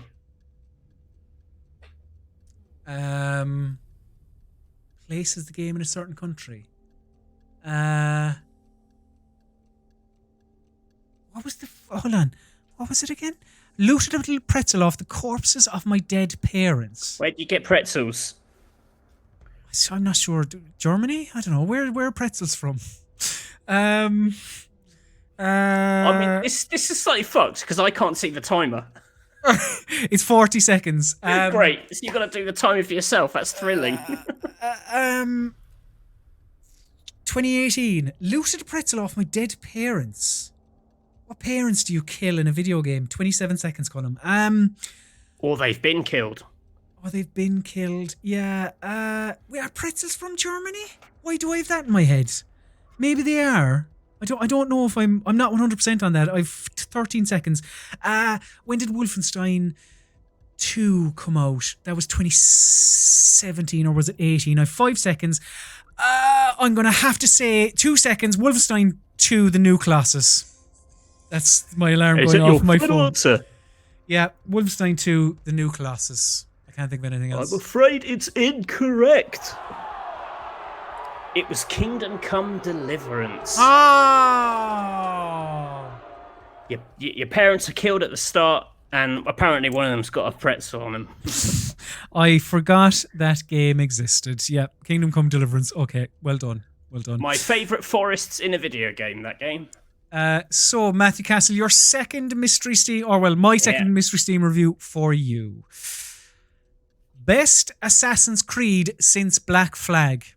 And that's from Kitson3. It's recommended 4.5 hours on record, 2 hours at review time. Your time starts now. Best Assassin's Creed since Black Flag. 2018. Well, this is a trick question. This feels like, because Assassin's Creed Odyssey is 2018. But it feels like you wouldn't give it to me that easily. So, there wasn't a second Assassin's Creed that year. Unless there was the shitty, not shitty, there was some 2D spin-offs, wasn't there? There was a series of things, but they were earlier than that, 2018. Best Assassin's Creed. Unless this was the time that they re-released some. They did re-release some. They re-released Assassin's Creed. When you pre-ordered one, you got the other one. Oh, is this what you're trying to make me think? That's what you're trying to make me think, so I don't go Assassin's Creed Odyssey. Who knows? 54 seconds. Oh. I can't see it being Assassin's Creed Odyssey unless you're trying to get me to double bluff myself out of it. Because there was also Assassin's Creed 3 Remastered. There was also another one. What was that other one? There was the... I'm going to say... There was one... I think it's... 30 seconds. Oh God, you've really... This is a real shiter. I think they remastered one, and you have a boat in it. That's why you said Black Flag. It's very boaty. It's not the 15 seconds. I think it's Assassin's Creed Rogue Remastered. Is that your final answer? That's my final answer. Okay. Well done. 7 seconds to go. Matthew Castle, you said Assassin's Creed Rogue Remastered. That is incorrect. Jesus. If it's Assassin's Creed Odyssey, I'm really cross. The correct answer was Assassin's Creed Odyssey. You prick. Yeah. That was a risk, but I'm glad I took it now because I was yeah. Right, Matthew Castle, give me your second Steam review, please. You dirtbag. You absolute shitbag. That isn't the review, by the way. This game made me feel like I actually had friends. Recommended 22.9 hours on record, 19.1 hours at review time. Time starts now. This game made me feel like I actually... That was a liquid Steam reviews, says someone in the comments. You played me like a damn fiddle. I actually had friends. So, right, okay. So is that a multiplayer game? Or is this a game where you've loads... it must be like something like a Persona, which is it's fresh in my head because it was actually featured on this. Persona 4 Golden. What game came out in 2018 that sees you with friends? Oh my God, I have a minute and 15 seconds. Oh dear. Oh, I'm really struggling with this. 2018. I'm struggling with 2018. It was only 2 years ago, Colm. Come on. You've already had your clue. You can ask a question. I'm not even sure what question I'd ask. And I can't think of any game where you had, where there was a big deal made out of you having friends. This game made me feel like I actually had friends. And it's 22 hours on record. So, it's a big game. 39 seconds. Oh my God, Matthew, I don't know if I can even offer a guess. Because I can't get Persona out of my head now. This has really stumped me. 25 seconds. I don't want to waste a lifeline on this because I don't think I'm going to get it. I have 14 seconds. Can I give Matthew a video game? Something where you had friends. Jesus Christ. Oh boy. Oh boy. Friends the video game. That's my time. Oh, an answer that was almost as bad as last week's Doom Eternal being about a missing daughter. You have to go through the official channels, Matthew. You have to come on for clarity. Is that your final answer? That has to be my final answer, yes. So you've said Friends the video game, which doesn't exist. So it's not that. It was Final Fantasy 15 Windows Edition. See, what I'll be honest with you. You were hoping I was going to say Final Fantasy 15. You were going to say Final Fantasy 15, and I was going to get you on the Windows Edition bit. Yeah, but it was fine. You got me on the clue. Right, Matthew, your third mystery Steam review. So what's the my 1-0 to you. So yeah, my third mystery Steam review for you. The comeback is on, folks. It's 2 hours of an acid trip. And that's from Rom Noxy. It's recommended And true to their word, it's 2.2 hours on record and 2.2 hours at review time. Your time starts now. It's 2 hours of an acid trip. Mm-hmm. Oh my god. So a short game, a very short indie game from 2018. My god. My god.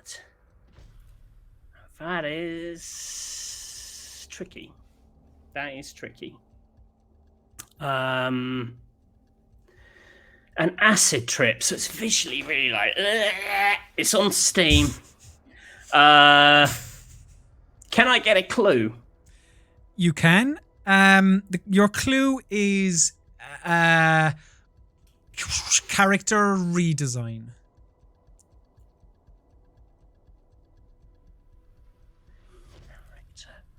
Character redesign for 2 hours. They only played it and it was hectic. It was 2 hours of an acid trip. 55 seconds. And you say character redesign. That is what I say. I'm gonna ask you a question. Ooh, okay. Go. 42 seconds. Is it a platforming game? No. Shit! I thought it might be like Sonic Mania because you said character redesign. 2 hours, and it's super like 25 seconds.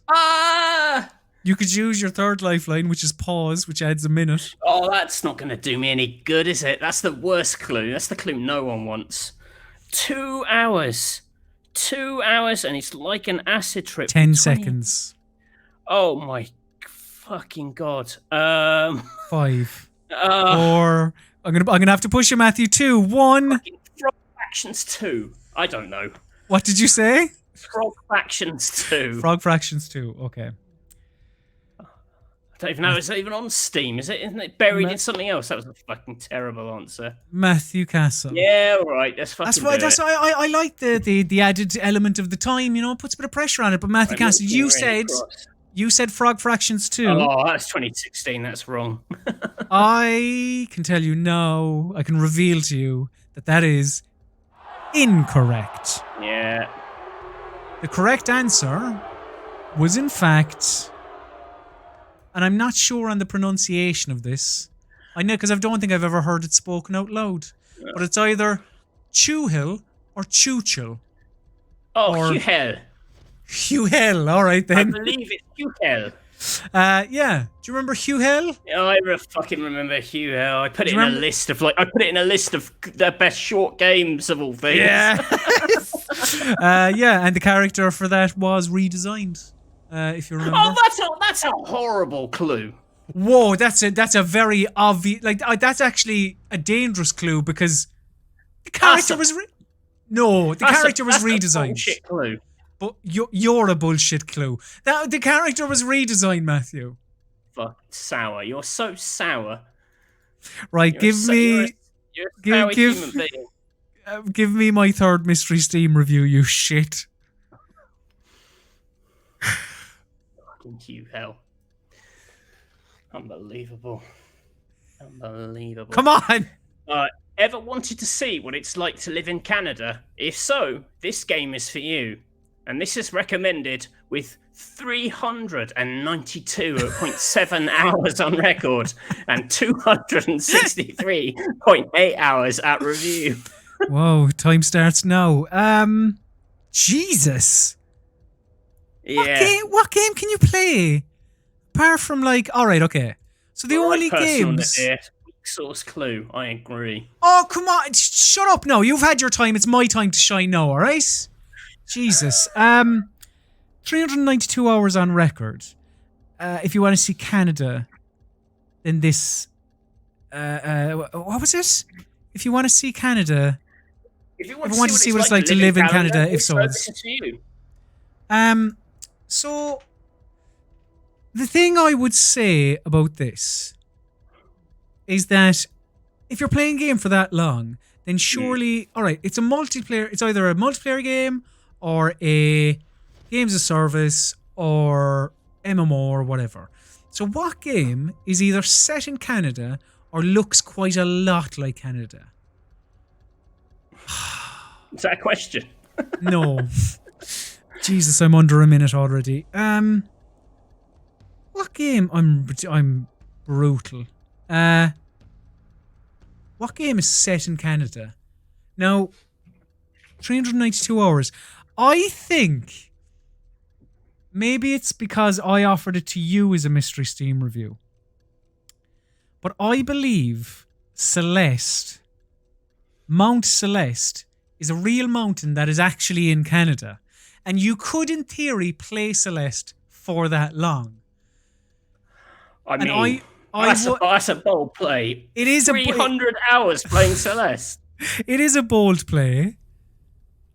But I can't think. I wouldn't if I were you, but... I mean, I've 8 seconds, and I don't think I can offer you anything better.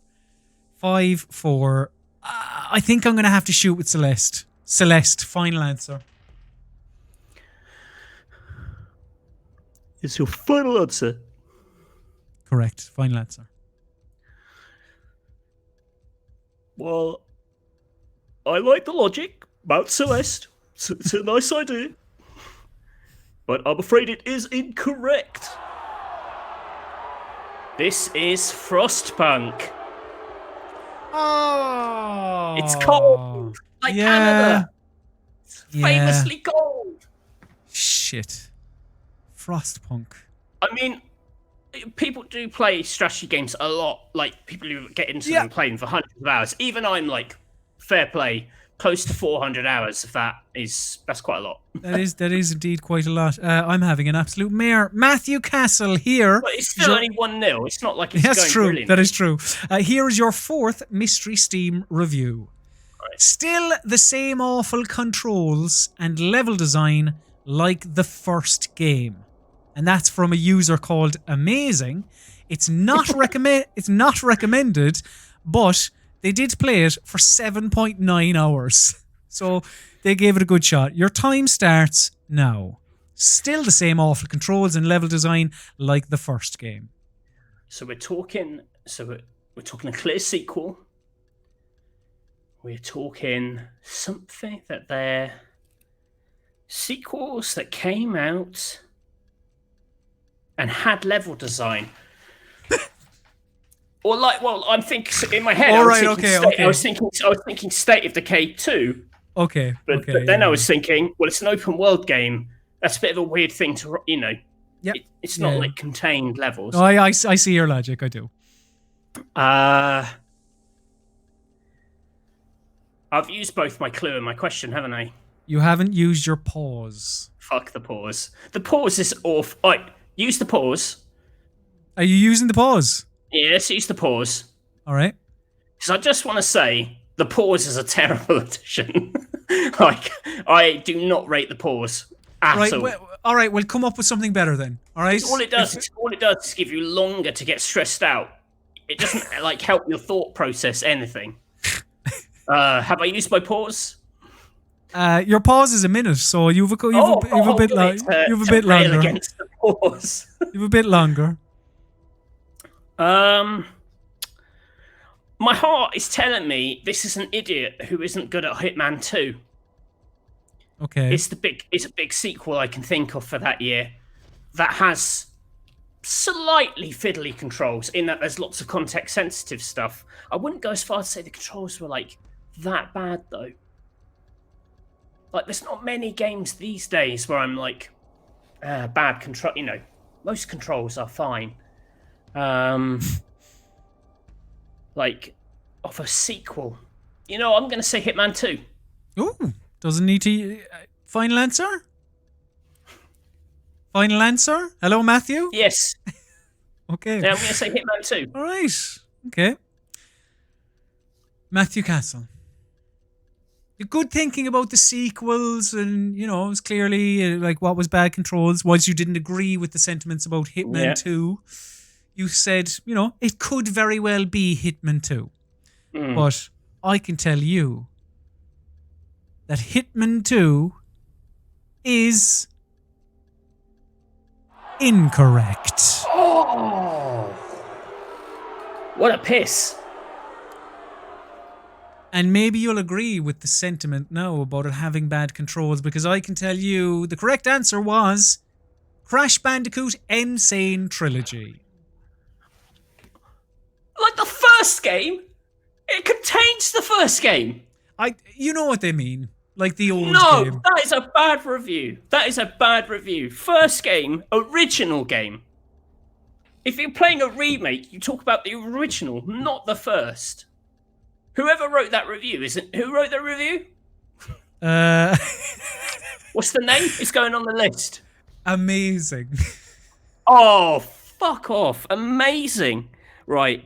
I'm going to find this person on Steam. I'm going to review bomb their reviews. I'm going to go on and... Matthew Castle, can you talk about the original. The original. Can you give me give me my fourth Mystery Steam review, please? That is a fucking terrible review. Unbelievable. I know everyone's always like, he's such a bad loser, but you keep giving me these absolute stinkers. Right. Here's your fourth review. Poke Stick Through Fence Simulator 2018. Not recommended. 3 hours on record. Time starts now. Poke Stick Through Fence Simulator 2018. For Christ's sake.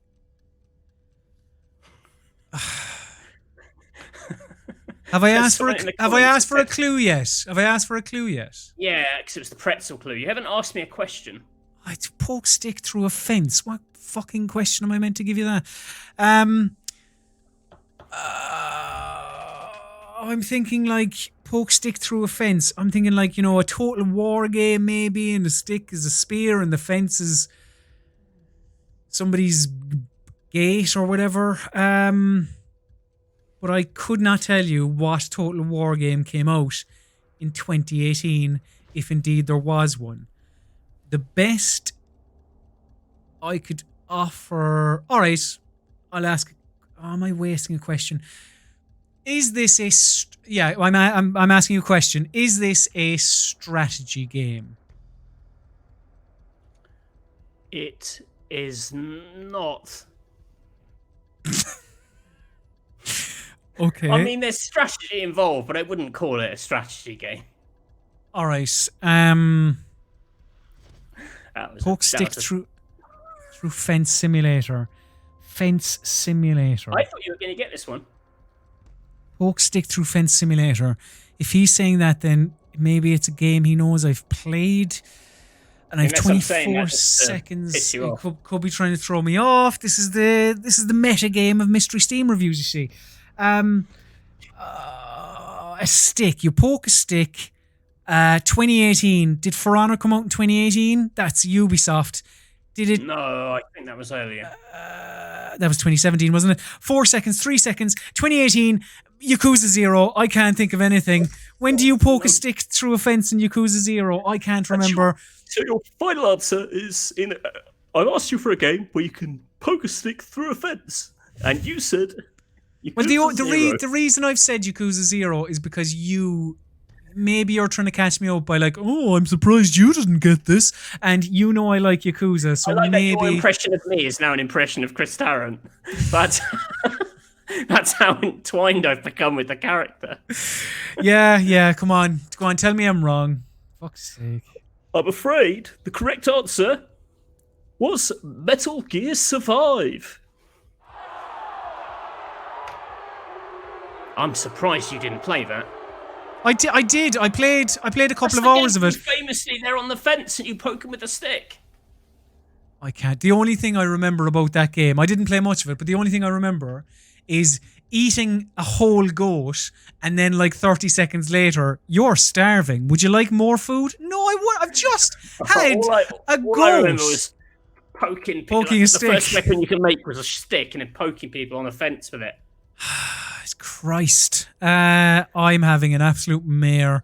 2018 is... Matthew Castle is... No, 2018 hasn't been good to me. Matthew Castle, your fifth... my fifth So Steam if I get review this one for right, you. That's it. I won You it. win. Yeah, indeed, you won it. So, listen up. The visuals gave me a headache. And that's from Willis. It's not recommended. It's 6 hours on record. Anything. 6 You hours. picked the biggest fucking bullshit. 6 Like, hours when on I- record. 5.8 hours at review time. I think some of yours are dodge, but anyway. No, I always try and pick something which has... Your time has like- started. Your time has started. I'll remind you your time has started. Yeah, and that's fine, because all I want to point out is that when I'm doing yours, the comments always get them, right? Because I give you reviews which have clues. Pretzels, Kingdom Come, Friends, Final Fantasy 15, Cold, Come Frostpunk, on. The Fence, Metal Gear Survive. These But are all... think about the graphics clue. are bad. That could be someone's opinion of any game. Think about it. Say it again. The visuals gave me a headache. You have 1 minute and 17 seconds. The visuals gave me a headache. So they're fast or they're wobbly. They're fast or they're wobbly reviews. Well, Oh my God. the reviews aren't wobbly. The visuals gave me a headache, so it's like, oh no, it's a bit... It's a game from 2018 where you're like, oh God. Oh, these fucking graphics, man.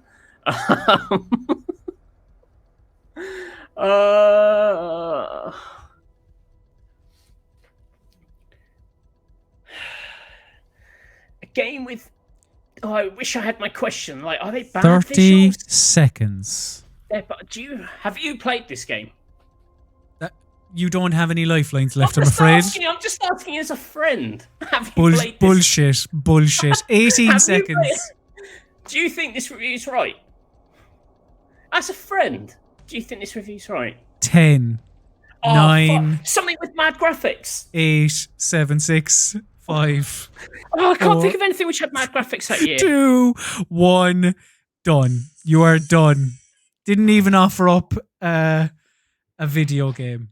So, Matthew, we do have to go through the official channels and say that your guess of was incorrect. Oh, don't be fucking Obra Dinn. The correct answer Don't be Obra Dinn. was Return of the Obra Dinn, which I think you'll find people in the comments got is correct. So thank you very much. So Matthew, it may be a first in Mystery Steam Reviews history. I need you to read to me the fifth and final Steam review, because if I get this, it's a draw. So yeah, give it to me, Matthew. Good. Yes, absolutely. What did it cost? 150 gigabytes of my storage. Recommended. 159.6 hours, 99.9 hours at review time. Okay, time starts now. So what is a famously large game from 2018? What's a big game? Red Dead was big, but that's not 2018. The last Call of Duty was big, but that's not 2018. 150 gigs. What's a big game from 2018? And you kick off about my Mystery Steam reviews. No. This is like This is one of the famous things about this game is it just ate up so much disk space. A large game from 2018. Yeah, Red Dead was 2019, wasn't it? Yeah, that was 2019 on PC. Oh Christ, I've a minute left. I've asked you a question and you've given me a clue. Haven't frozen time yet. Yeah, all right, we'll come up with a different third lifeline. Worst lifeline yet. Oh Jesus, what's a large game from 2018? Fucking Obra Dinn. Man. A big game. A big computer game that came out in 2018, 30 seconds. I'm going to have to shake your hand after this, Matthew, because I can't give you anything. Maybe when you say it, I'll go, oh yes, I remember that being large, or I won't. 10, 12 seconds. Just say a game name. Yeah.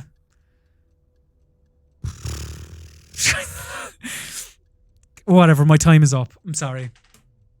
Can't give you anything. So your official answer is whatever, my time is up. The correct answer. Hold on. Is whatever time is up? Is that correct? The correct answer, with 150 gigabytes of storage, taken up by its selection of downloadable levels from the first game, was Hitman 2.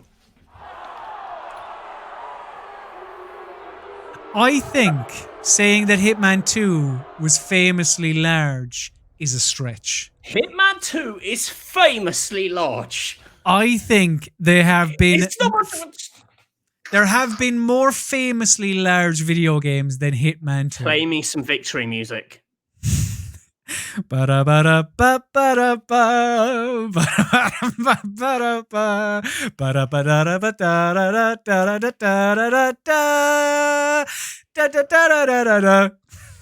Oh, nice.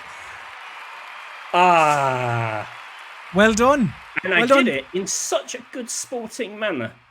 Sure. That's for the kids. That's inspirational, that is. Well done, Matthew. The score is now 3-2. The comeback, indeed. They said it was on, and it is indeed on. The comeback is on. So now it is time to turn our attention to the lovely viewers. So do get your questions in, and fast, because we have an interview as well. But yes, it is time for your burning questions.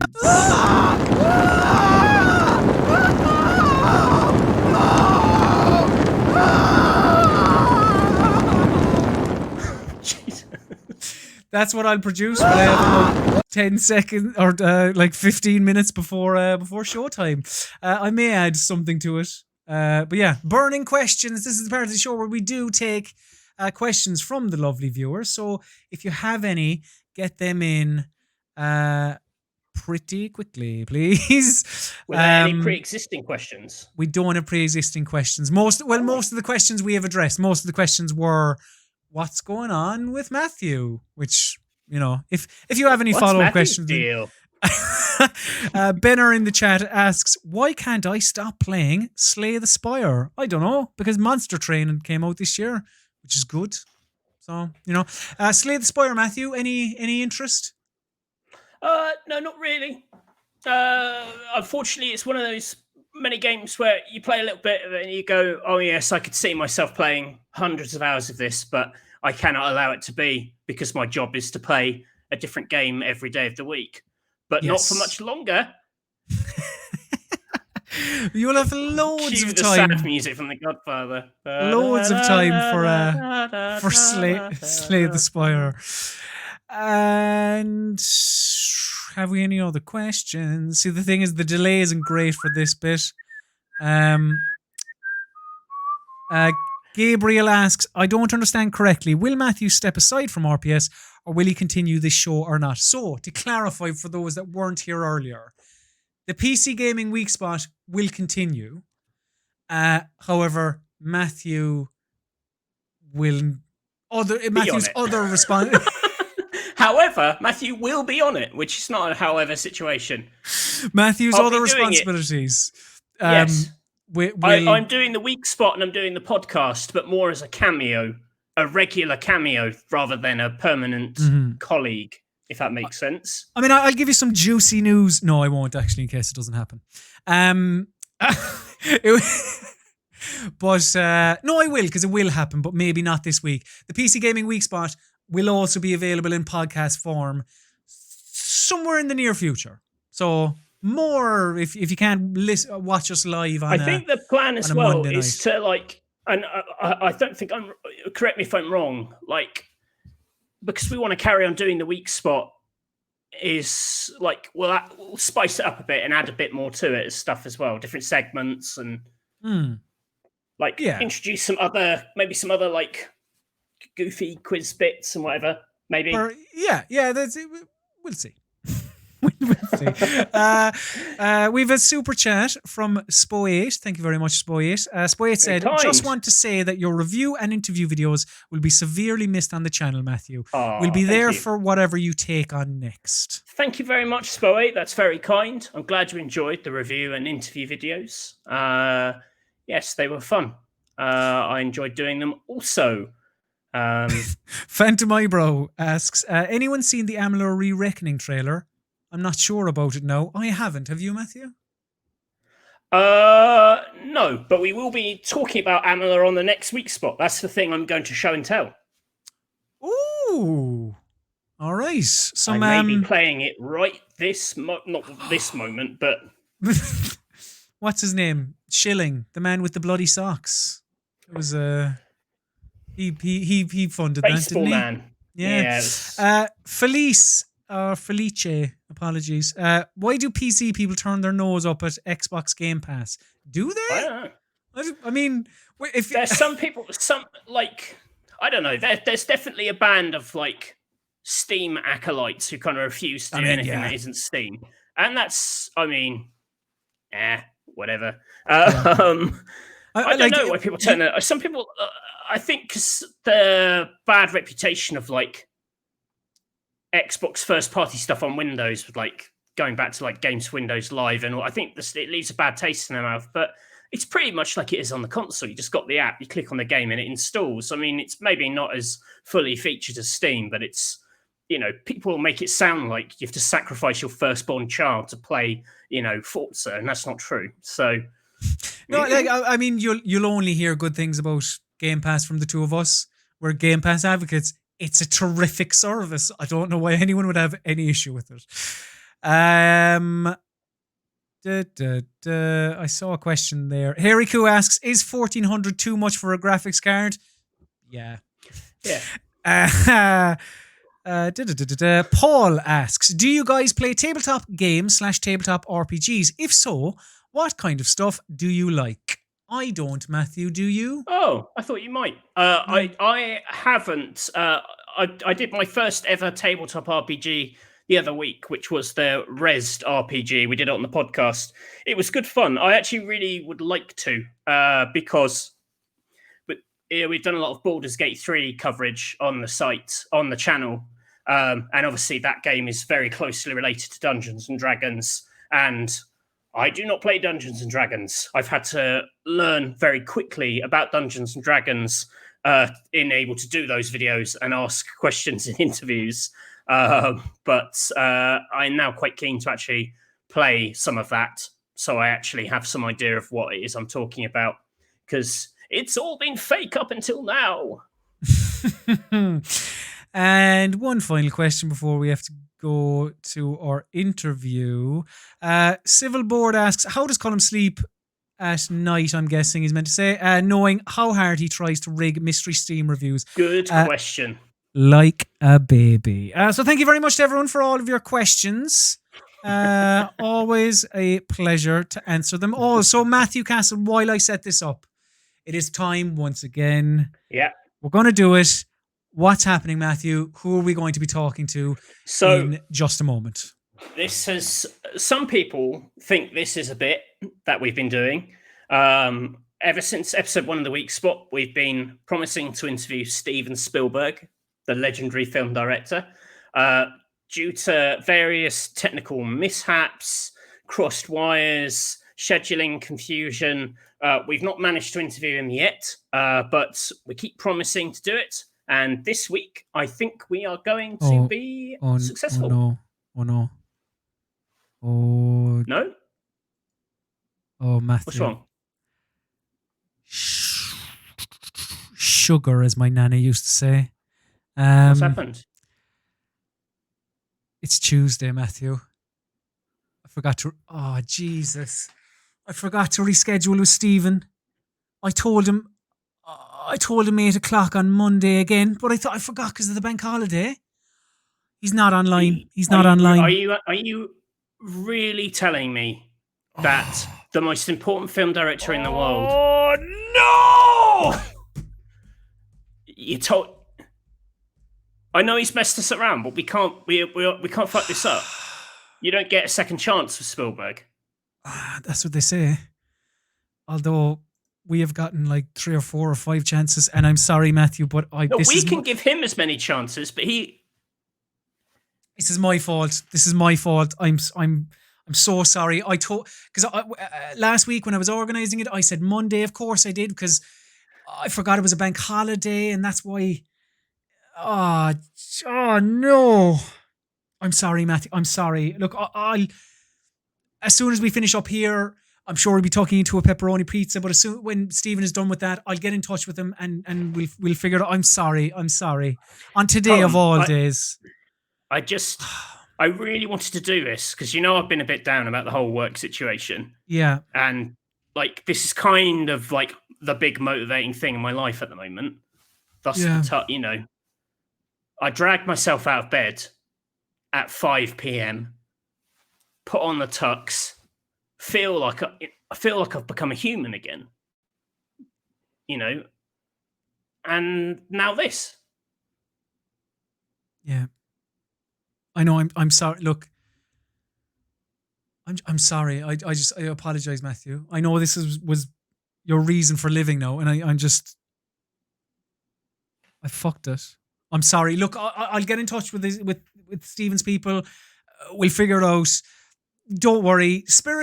We'll keep spirits up, and we'll get Stephen on next week's show. Next week is going to be Monday anyway, so all schedules should line up, and I believe he sorted out his internet as well, so it should be okay.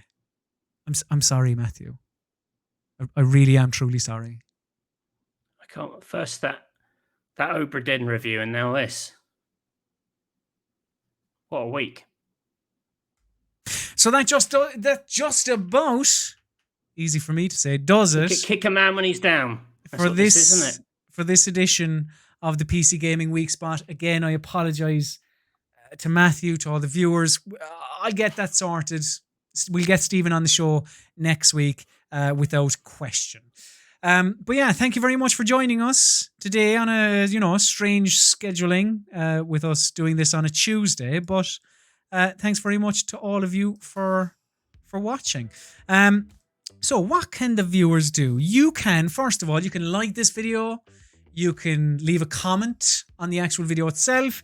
You can subscribe and you can ring the bell so you're notified of when future videos and live streams happen on this very YouTube channel. You can also follow both of us on social media. I am at Colm_Ahern. Matthew, very sad looking Matthew. I'm sorry, Matthew, but Matthew is on social media at Mr. Basil_Pesto. Please do follow him because it's Spielberg on Twitter. That's all he has to live for. So please. But yeah, another fun show as always. Apart from that bit at the end, that wasn't great. So yeah, now it's time for my least favorite part of the show. This is the part of the show where we must bid the listener, viewer, adieu. So say goodbye, Matthew Castle. And say goodbye, Colm Ahern, Sloan, Gafol.